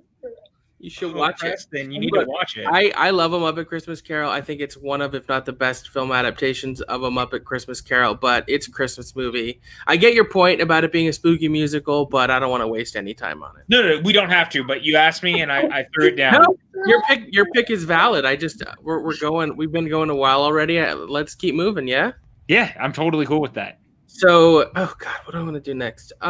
There's so many choices. It's hard. All right, so I'm going to do this one because I sort of led off the credits with it, and that is American Psycho, the musical. I was a massive, massive fan of American Psycho, the musical. I know it was super divisive. It was a big hit in London, and it came to New York and didn't do well. I saw it a couple times. In London, Matt Smith played Patrick Bateman. Here in New York, Benjamin Walker played it. I thought it was so... I mean, much like the film, but even more so, it's such... We have not finished, Mike. Such a great satire about the 80s and toxic masculinity. But I just thought the songs, like using that sort of like 80s synth and stuff, were so rad. And it was so bloody and scary. And Benjamin Walker, the fact that he wasn't nominated for a Tony to this day, I think is a crime. But I think it was like, had no right to be as good as it was. And I just loved it. I thought it was so great. You had quite a reaction when I listed it, Preston. Are you not a fan? Have you not seen it? No, sorry. I was reacting to something that I missed on my phone. So Okay. Sorry. PJ, I want to know your feelings first. I need to collect mine. I've never seen it, which is the problem. And I've never listened to it. I did not know that there was an American Psycho musical until Maxwell sent me his opening credits for tonight's show. Okay. So there is an album. It's of the London cast. I think the changes they made between London and New York improved it, and I wish there was an actual recording of the New York cast. Interesting. Okay. Well, Maxwell, you know my taste. Should I check it out?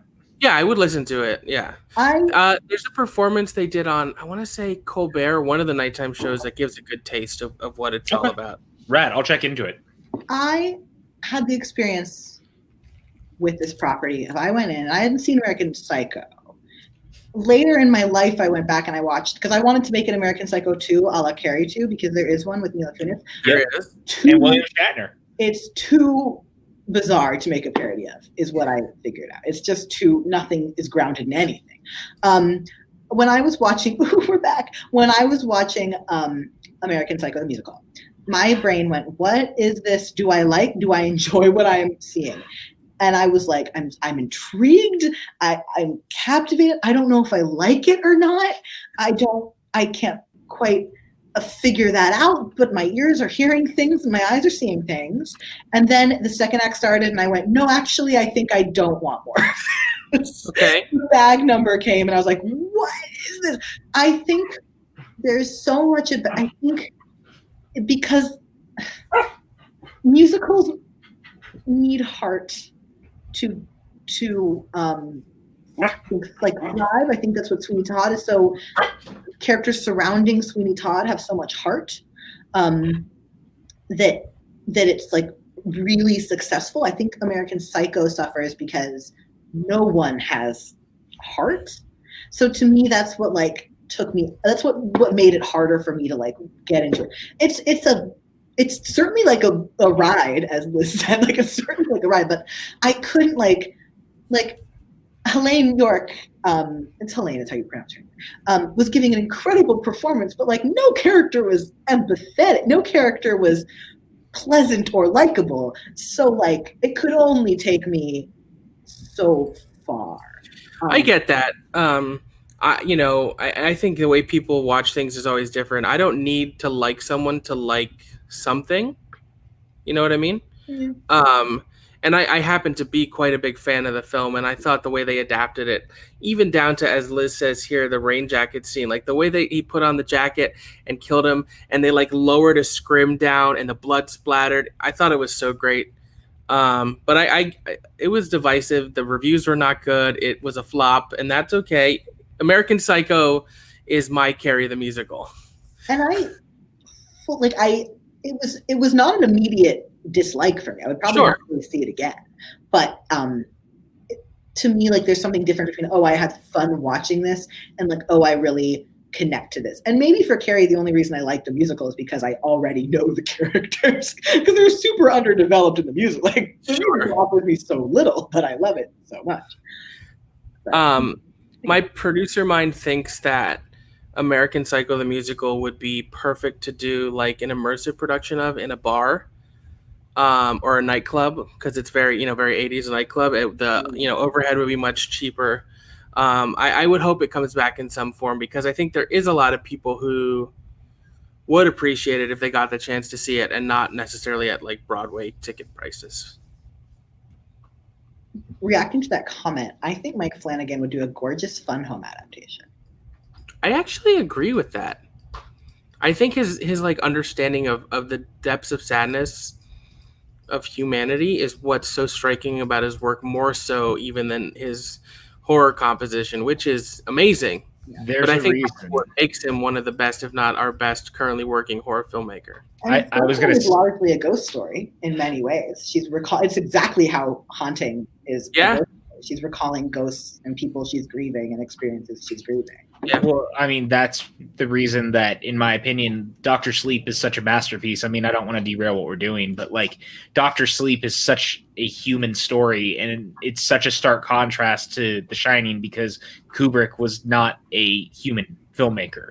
And I think there's a reason that he as a filmmaker stands out so much. Like, I will go to Dr. Sleep 9 times out of 10 before I go back to The Shining. And that's not a dig at The Shining. I like The Shining. But Flanagan just is so human, and that story is so beautiful.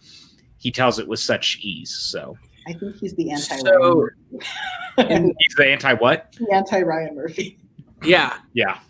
I hope he gets to make as many Haunting seasons as there are horror story seasons. I know, yeah. So in the interest of time, let's do this. Let's each pick 2 more that we get to talk about at length. And then after that, we can run through if there's any others we want to just mention that we're not going to talk about. Okay? Cool. I'm fine with that. Preston, it's your turn. Okay, I'm trying to. I have what my dad. I'm saving yours for the lightning round, because I don't. I was 11 when we saw that very sexual vampire musical. I'm going to say Phantom of the Opera, because as you know, certainly Maxwell, I have spent my quarantine making punk covers of Phantom. Oh, whoops! I put up the wrong one. There we go. Yes, that was good for horror.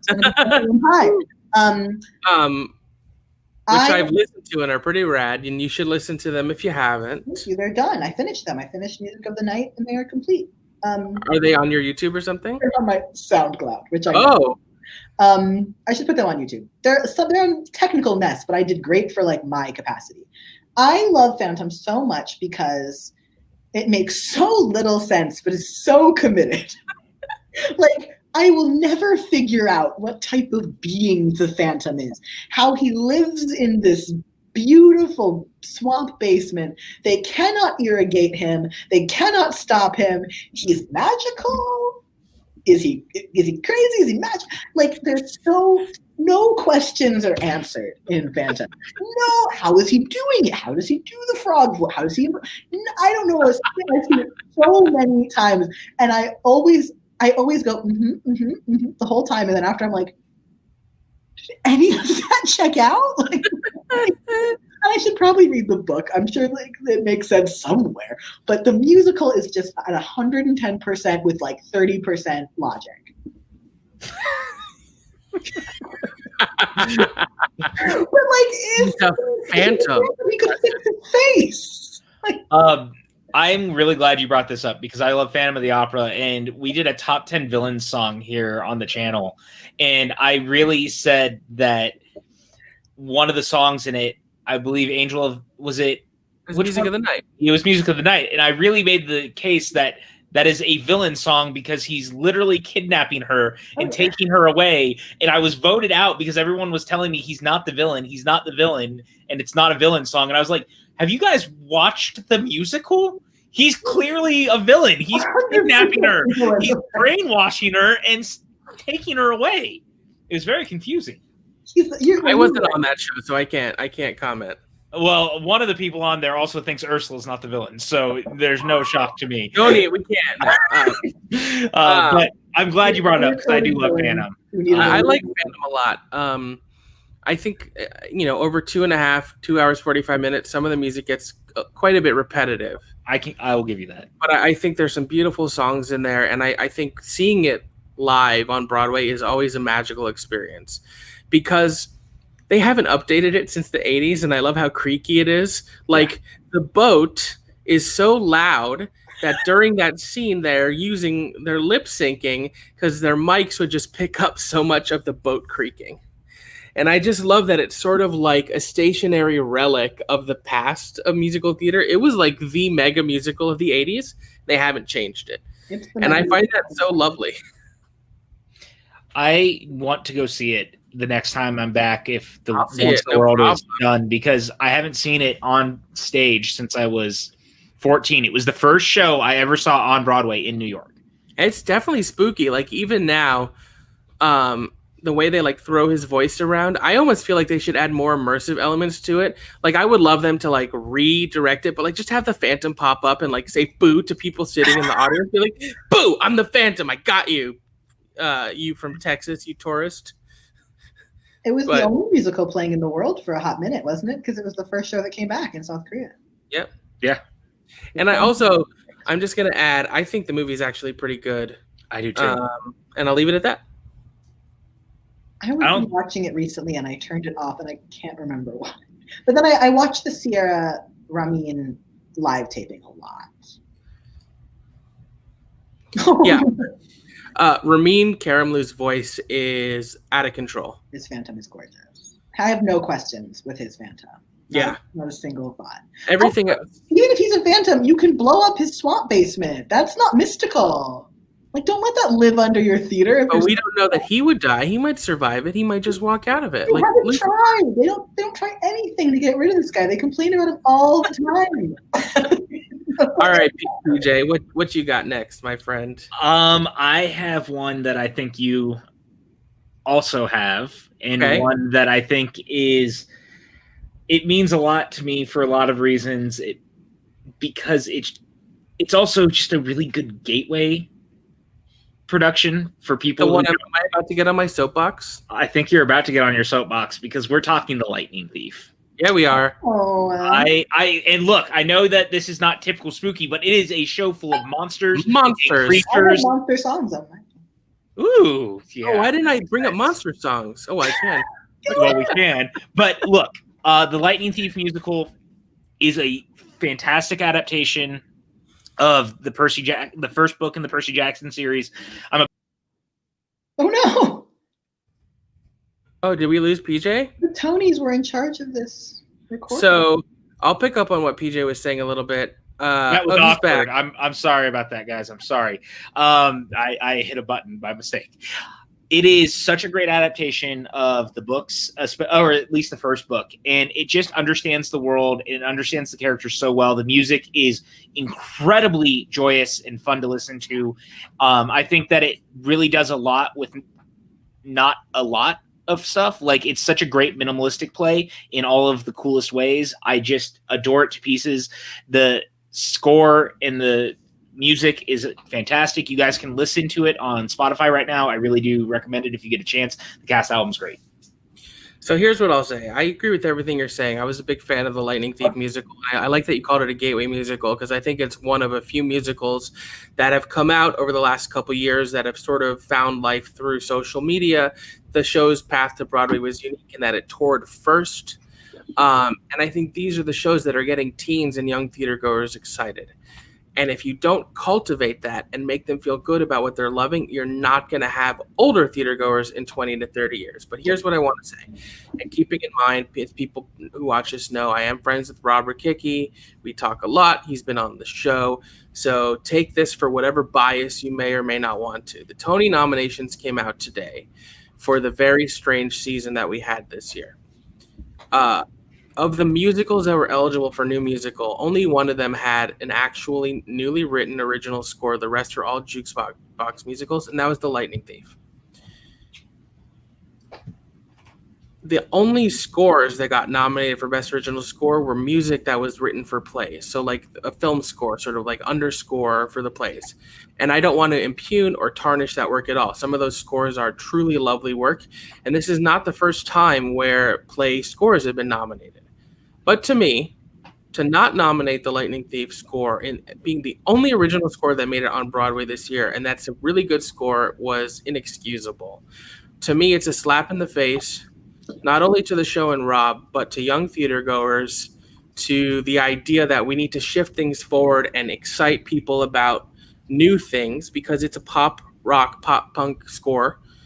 And not your traditional Broadway score. And even if I didn't know Rob, and in fact, when I first was listening to the album, I didn't know it at all. And I thought these songs are bops. Many of these would make great rock songs if they were just on the radio, and I'm angry. And that's all I'll say about it. But I think it is a spooky musical because, as you said, it has monsters. Bring on the monsters. Yeah. You know, I've been soapboxing all day about this on Twitter.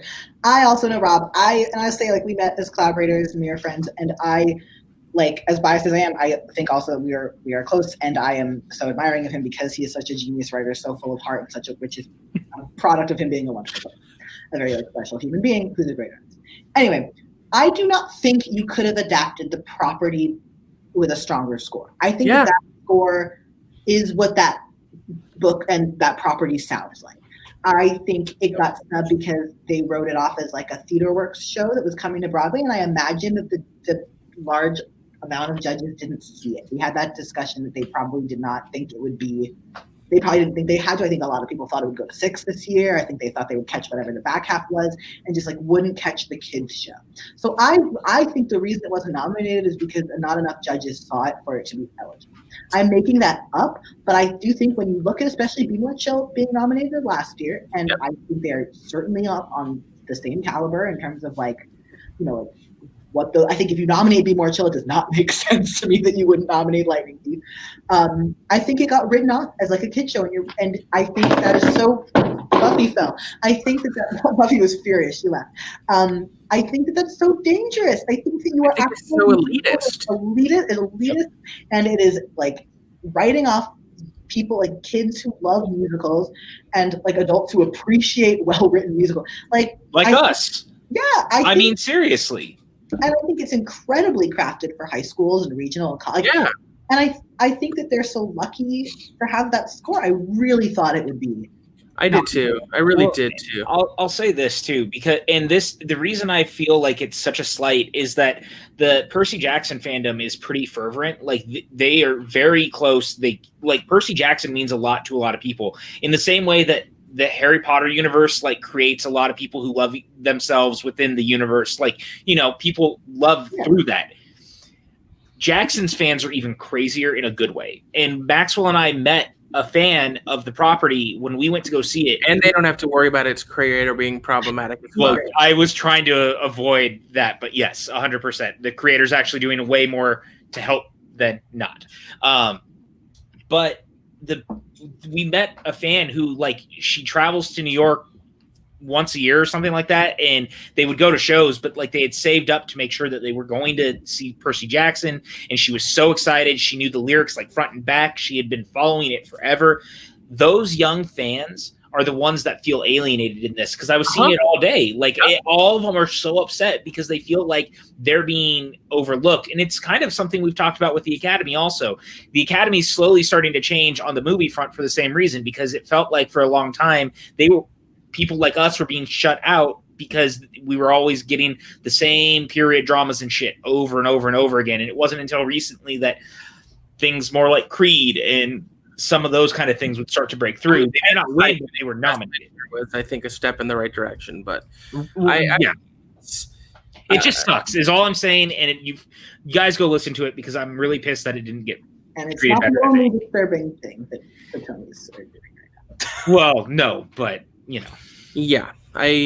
there's a lot. Anyways, like I didn't want to talk about this, but I'm like, today has been a real conflict for me, because I think the very idea that they had the Tonys at all, the nominations at all this year is suspect, because of the strange season, and because I think there's so many other things in the theater community needs to work on, address, other than just praising themselves. But I also got nominated, so like selfishly I'm thrilled, but I'm also like But we talked about. I was like, there's people who I'm thrilled, and artists and art that I'm thrilled is nominated. Right. And then the play world had a lot more that they were able to talk about. So yeah. Because there was so little in musical land, like maybe just plays. Yeah. I just want to say briefly, also, you brought up Lightning Thief and was mentioned Monster Songs. Monster Songs is a brilliant song cycle Robert Kicke also wrote. I produced a concert of it last year at 54 Below. I am putting a link in the chat. Is one of my favorite songs ever. That is an entire video of the concert. It's such a great album. You can get it on Spotify. There's actually a super rad graphic novel that goes along with the album. If you go on Amazon, you can buy the graphic novel that comes with a CD of the cast album as well. And it is my dream to mount a fully immersive production of Monster Songs once theater comes back. That being said, I want to talk a little bit about where did it go? I'm losing my mind. Oh no, I talked about both of those. So yeah, I mean, Rocky Horror, right, guys? Yeah, there it is. I was waiting for it. And here's the thing: is obviously everyone thinks of the Rocky Horror Picture Show, the movie, but Rocky Horror did play on Broadway, and it was such a rad production. It played at the Circle in the Square Theater. It had such a cool cast. It's iconic as a movie, but I also think it's an incredibly good stage show. And there are albums you can listen to of the stage show. And speaking of Anthony Stewart Head, Anthony has played Frankenfooter many times. Mm-hmm. And there is on Spotify a single of him singing Sweet Transvestite. That's excellent. I love Rocky Horror basically in any iteration. But that stage show on Broadway, what year was that? I can't even remember. I was very young because my parents went and saw it and left me at the apartment and came back with a playbill. Oh, that's just rude. It went from 2000 to 2002. Great, but I was with Tom Hewitt as Frankenfooter and Alice Ripley as Janet, and best of all, Raul Esparza as Rip Raff, which that's good cast. Raul's voice, and you know who played Columbia on Broadway? Motherfucking Joan Jett. Oh wow! They left me at home. Can't they tell I would have wanted those memories? And then later, Anna Gasteyer took the role. Leah Delaria was Eddie and Dr. Scott. Daphne Rubin Vega was Magenta. It's just an incredible cast. I'll never forget this story. So my grandmother, who is really my grandfather's girlfriend, but who I call my grandmother, had other grandchildren who I wasn't related to. And she came and she said, Maxwell, I thought I was taking the grandkids to see Little Shop of Horrors, but it was Rocky Horror Picture Show, and it was really, really scandalous for them. It's like, oh, Grandma.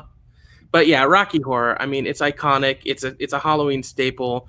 There are so many great versions of it. Maybe not the one with Laverne Cox so much as I wanted that to be good. It wasn't. Yeah. Rocky Horror is great. Look, there's few cult musicals that have lasted as long as it has in so many different spheres. Even Glee, we know, did their own Rocky Horror episode. It wasn't necessarily good, but they took a swing. Glee made a lot of choices. Yeah, Glee made a lot of choices, but they took a swing, right, is what I'm getting at. Rocky Horror continues to define for so many reasons. I think a lot of people find themselves in a community that is very accepting through Rocky Horror, which I think is very, very cool. And I think that it's very important for that reason. The music is incredible. The movie is great. Seeing it live is always a trip, no matter how many times, whether it's on screen or on stage. Like, it's always a trip, no matter how you're going to see it. I cannot recommend it enough if you get the chance. And when the world is right again, and we know that Rocky Horror is doing shadow screenings at least once a month again, then the world is finally healed. And that's what I look forward to. In a time when I know that Rocky Horror is doing shadow screenings again, then we have finally gotten to a place where we can be normal again. I did a lot of those in high school. I didn't do them, but I went to them and drove my parents crazy because I'd be up till 3 a.m. And I was like, you can't both let me go and then be mad at when I come home when it's done. Right. We can't both have these things. Yeah, but it was really great. It was very special. It's a special property. It is. All right, Preston, this is your last one, and then we'll do the lightning round. Well, PJ gets one more too. I'm going to dedicate this round to the texts from my father. It's the text from my father's round. He said, Len Carrion, not George Hearn, is on the Sweeney Todd album. That was an asterisk of correction he has contributed for Sweeney Todd's original that he saw, he is saying. So that's very cool, Father. One day you should be a guest. Avenue Q has monsters. He is contributing. That is for the kids, not the kids. I guess Avenue Q is a horror thing. Is not going to work because it's not for the youngsters who can't handle horror yet. Although I did see it when I was 11. He's apologized for not taking me to Rocky Horror when they did see me in a gas fire, which makes me even more jealous, and I'm even more angry now that you left me at home. You saw Alice Ripley scream, which is the only thing I want to do ever. Okay, then our shared moment together of what we saw was we took a trip for my bar mitzvah. When I was 11, we saw 11 shows instead of a party. That is what I wanted to do. That's awesome. And one of them was the short-lived, as it should be, Dracula, starring Kelly O'Hara, Tom Hewitt too. Was it Tom Hewitt? Yeah, and Melissa Errico. And I remember there was a lot of nudity. There was a lot of nudity in Broadway's Dracula. I don't remember much. I remember there were 3 vampires who sang some like fun little ditties that I enjoyed. Other than that, I just remember Kelly O'Hara and Melissa Errico, and it must have been directed by a cis man. That's all I can imagine. And then afterwards, we met Kelly O'Hara really briefly because we did all the autograph lines. And I remember my dad like called her out, like in a pleasant way, and she turned to us and she went, "Arr." And that was one of my more pleasant memories of all of theater. It was just Kelly O'Hara whipping around going, "Arr." I have no reference point for Dracula the musical, nor do I have a reference point for Dance of the Vampires or Lestat the musical. But I just want to say I appreciate your dad clarifying about the Sweeney Todd album. He is right. What I was thinking of is there's a DVD of George Hearn and Angela Lansbury that I used to watch that I was confusing with the album. So thank you for that. He recognized that in the text as well. Good. He's got Dracula the musical, the only thing I know about it is it's by Frank Wildhorn. And that's it. I don't think you need to go out of your way unless you're a massive Kelly O'Hara fan. I like Kelly O'Hara. I don't know if I'm a massive fan. Want to soak up everything she's done, or really wanted to see her naked in a vampire musical. Now you have my attention. A lot of people. I'm assuming, PJ, you have no reference for Dracula. We got no reference, and I know that reference to is the Dracula puppet musical from Forgetting Sarah Marshall. Oh, you know what else I was going to say is I know that Raul Julia played Dracula once on stage also. I don't think that was a musical though. I think that was like a play. Probably. I'm just saying that was a reference back. I don't know if it was a musical or not, but yeah. It was a thing. The Dracula the musical fans who are watching. That sounds lovely though. That's a great memory to have with Kelly O'Hara and your dad. It was lovely. It was a lovely bar mitzvah trip full of shows that I was too young to see. All right, PJ, what you got for your final choice before we do a little lightning round action? So we actually went through a lot of mine just through shared list and experience, which is really great. So I'm going to close out with one that there's not a lot to talk about, but I just kind of wanted to give it a little bit of love, and that was Young Frankenstein, which came after The Producers and is another one of the Mel Brooks adaptations. They did 2. I know at one point he was working on a Blazing Saddles. I don't know what happened to that, but I thought Young Frankenstein ended up being like a very fun musical. I mean, I don't think it's nearly as clever as, say, the producers, but it's got a lot of really great songs. I think it has a lot of reference, obviously, for the film, and it has some really memorable moments. I thought that the stagecraft was really incredible from everything that I saw. They really put time and effort into making a Frankenstein story on stage through comedy and music, and it wasn't perfect, but I thought that the cast album is really good. It's one that I actually go back to quite a bit. I'm blanking on his name, who played the Roger lead. Bart. Thank you. Roger Bart, who some people will know from Disney's Hercules. He did a lot of the singing in Disney's Hercules. And then he played Hades in the one you saw. At the park, he did, and he was awesome in Hades. But it was really fun, man. I thought it had a good vibe. It like I said, I go back to the cast album more regularly now, probably, than I used to in the past, because it brings me more joy in a COVID world than most things, and it's given me a new love for it. And if you get a chance, check it out. I think it's quite fun. So I saw Young Frankenstein on Broadway with my friend very early in previews. Mm-hmm. And my one recollection is we kept turning to each other aghast, thinking how much they must have spent to do all this shit. Because it was maybe to this day, other than Spider-Man Turn Off the Dark, the most lavish musical I've ever seen. And it was at the same theater as Spider-Man Turn Off the Dark. And that theater has so much fly space and so much wing space. Yeah. That's where Cursed Child is also. So if you want to do like magic or huge sets, you do it there. I think Megan Mullally was in it. She was. I remember laughing at her, but otherwise I wasn't a huge fan of it, but I wouldn't be averse to going back and listening to the album. And it is a cool choice because Frankenstein. Yeah, there's a great song, I think it's the opening song where they're talking about like the villagers in the town are like, fuck the Frankenstein family, essentially, and they don't want anything to do with them, which is really, really fun. Like, again, I don't think it's a perfect musical or anything, but I love what they tried to do. Yeah, I saw it on tour and I remember nothing. Yeah. I think that sort of sums up the musical. It's not that memorable. I didn't dislike it. I know I saw it because I remember like sitting in the theater. Maybe I was having a traumatic day. Maybe. That's me every day. So I'm just going to run through a couple others that I wanted to mention. The Toxic Avenger musical, which was a lot of fun.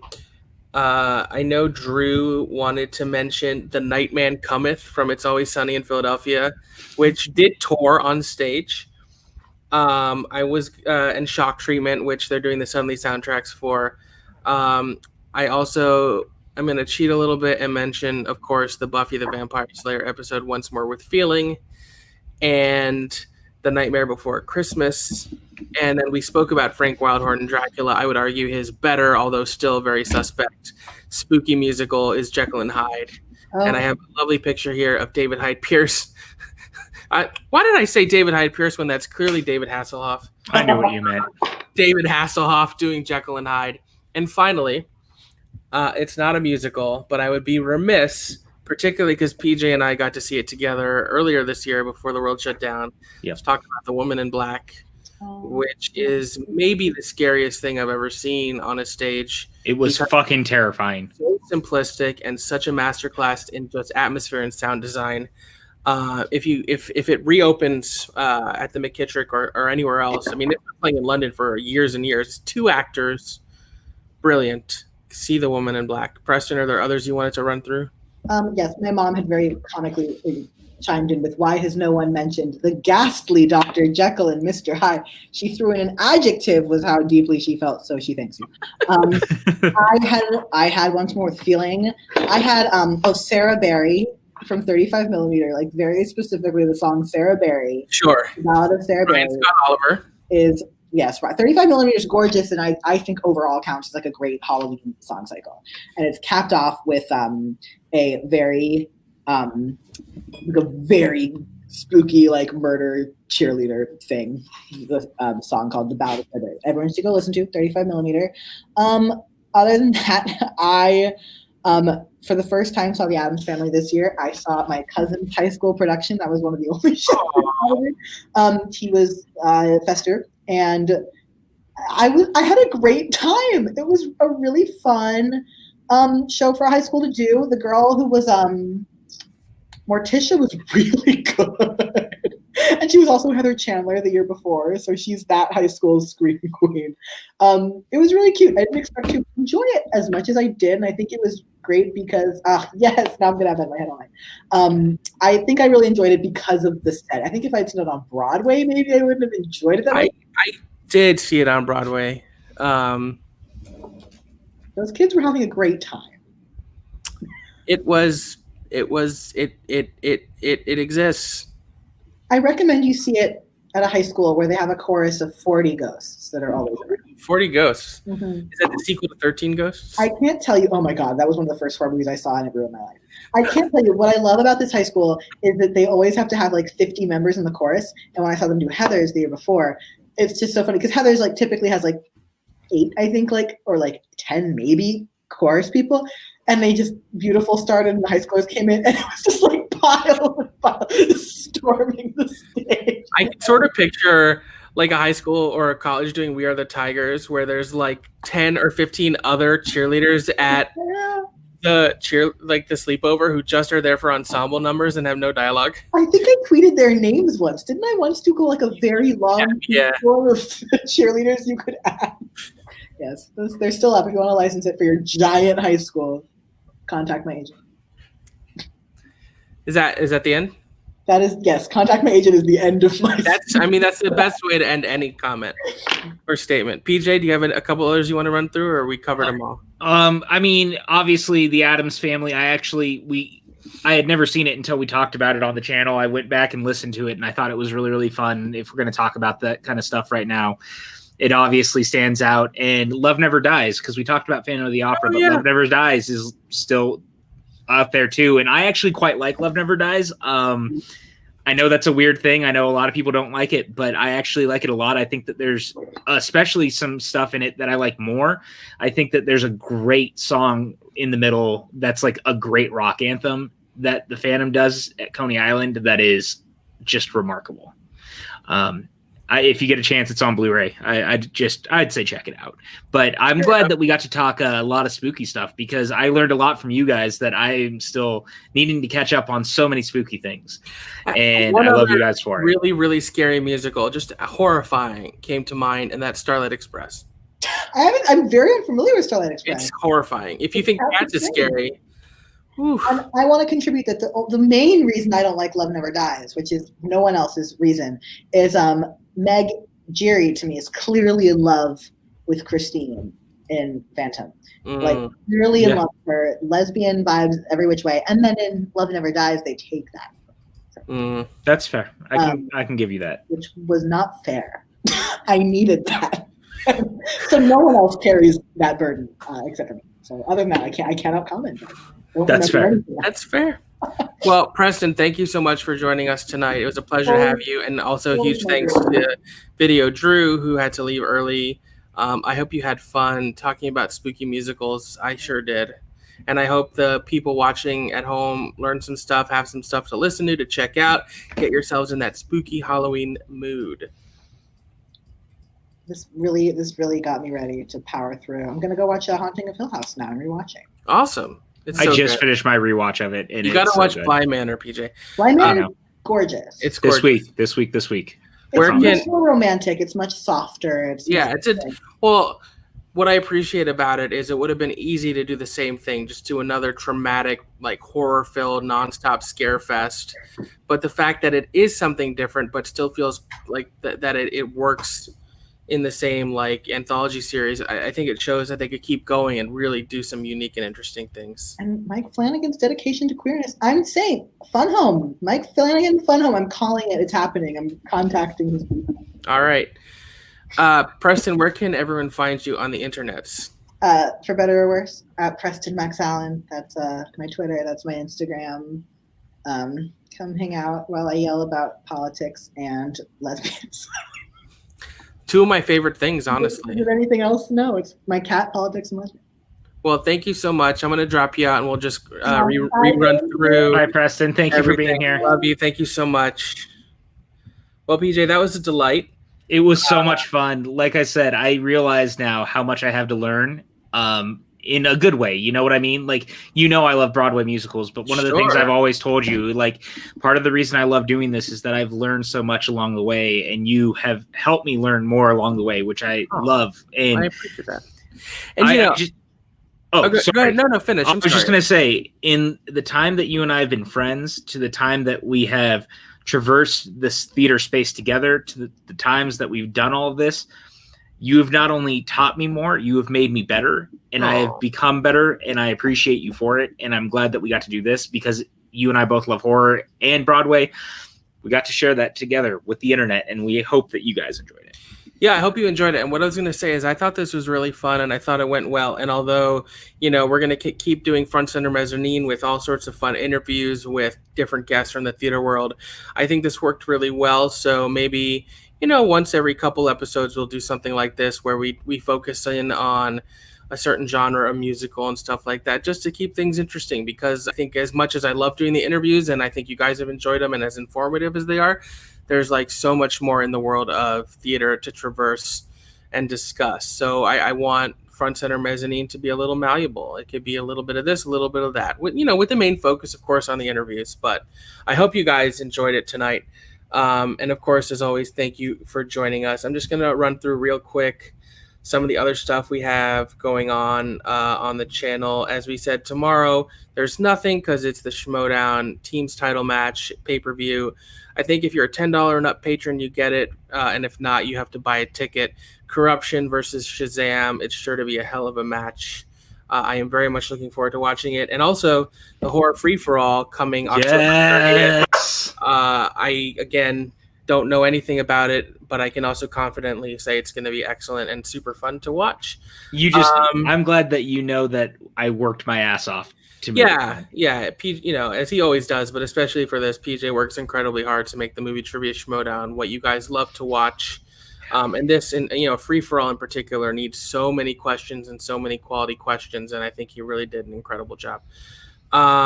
So because of the pay-per-view, we're doing our Scary Movie Squad watch-along on Saturday. We're doing a double feature of The Conjuring and The Conjuring 2, and I think because it's double feature, we're going to start an hour earlier. So that'll be 6 p.m. Pacific, 9 p.m. Eastern. I'll be there. PJ will be there. Tim Franco, I think. Yes, and Chris Clark, and I believe Clark Smith as well. And Kristen will be there to watch both of those movies. And they're all on HBO Max, which makes it even better. So if you have HBO Max, you'll be able to stream it with us. And then Monday, we're doing Hocus Pocus, which I love to pieces. I've loved it my whole life. It's on Disney Plus. I think it's probably my favorite not horror Halloween movie. I think Bette Midler is iconic, and hopefully PJ likes it a little bit more. Next Wednesday, we are doing Suddenly Soundtracks Cabaret, which was a very special request by our gold tier producer, Patreon, Brandy Parker. I'm going to be there. My wife's going to be there, Whitney Seibold, and of course, Chris Clark. And then the next day, Thursday, we're going to air the Suddenly Soundtrack Shock Treatment, which was supposed to air last week, had some technical issues, so they filmed it through. It's with William the Beast Bibiani, Video Drew, who, of course, was our excellent guest tonight, and Mark Hoyk. I know that's going to be great. Of course, a huge thanks to all of our Patreon producers, our gold tier associate producer, Brandy Parker, our Ruby tier producers, Brandon Buckingham, Kale the Youth Critic, Stephen White, Ferris Muthana, Michael K., Bedore, and Molly Damon. And if you want to join our Patreon and you want to be a producer, the $10 and up tiers get these credits. But here's a quick look at everything else the Patreon has to offer. We have 5 different tiers with all sorts of fun things. You can join the Discord. You can see Box outtakes. And yes, folks, it's true. Although I don't have the key art, unfortunately, Box 2 is dropping next Tuesday, October 20th, with our guest, William Bibiani, who really didn't want to be there. Maybe not as hateful about it as PJ, but we coerced him, and he's on the show. It'll be a thing. Maybe it'll be good. Maybe it'll be bad. Check out this art real quick, you mean? Oh, yeah, that art. This art? Right there? Yeah, there you go. Box 2. I put things in my mouth again for your enjoyment. And, of course, check out our TeePublic. We have all sorts of shirts, hats, gloves, face masks, etc. But that about does it. Thank you so much for watching. I hope you had fun with this unique approach to Front Center Mezzanine. One last thing. I mentioned it before. We're running a survey. You can find it on my Twitter, PJ's Twitter, the network's Twitter, the network's Facebook. It's 5 questions. It takes 3 minutes. If you fill out the survey, you get entered to win a copy of one of these 2 books by Pete Buttigieg, Trust, a new book that just came out last week. And I'll reveal the winners on this Sunday's episode of the Sunday Evening Unwind, which we're going to be doing every Sunday. So come unwind with us on Sunday. PJ, where can people find you online? You guys can find me on Twitter and Instagram at PJ_Campbell. But of course, you can find me here kind of hanging out with everyone on various nights with our fun content. And again, at the Movie Trivia Schmodown, free for all, tomorrow, the pay-per-view, come hang out. I really, really appreciate your guys' support. And hey, be nice to the writers. And actually, real quick before we go, it looks like we might have a... Hey, PJ, speaking of support, do we got a Streamlabs to do? Yeah, sorry. My phone didn't give me the update on the fact that we had gotten one, but we do from Michael K, who gave us a donation, who said, congratulations to the Tony-nominated host, Maxwell Haddad. Thank you so much, Mike. I really appreciate that. And of course, Mike, your support is always incredible. I hope you enjoyed tonight's show. Thanks for kicking it with us the whole time and engaging in the chat. You can find me on Twitter at CinemaXwell, Instagram at CinemaXwell Inc. And you know what? I'm going to roll the credits one more time because I had a lot of fun making them. Stay spooky, kids. Love musical theater. Be nice to everyone, especially the Schmodown writers, and we'll see you on the network. Bye, guys. This is what being Patrick Bateman means to me.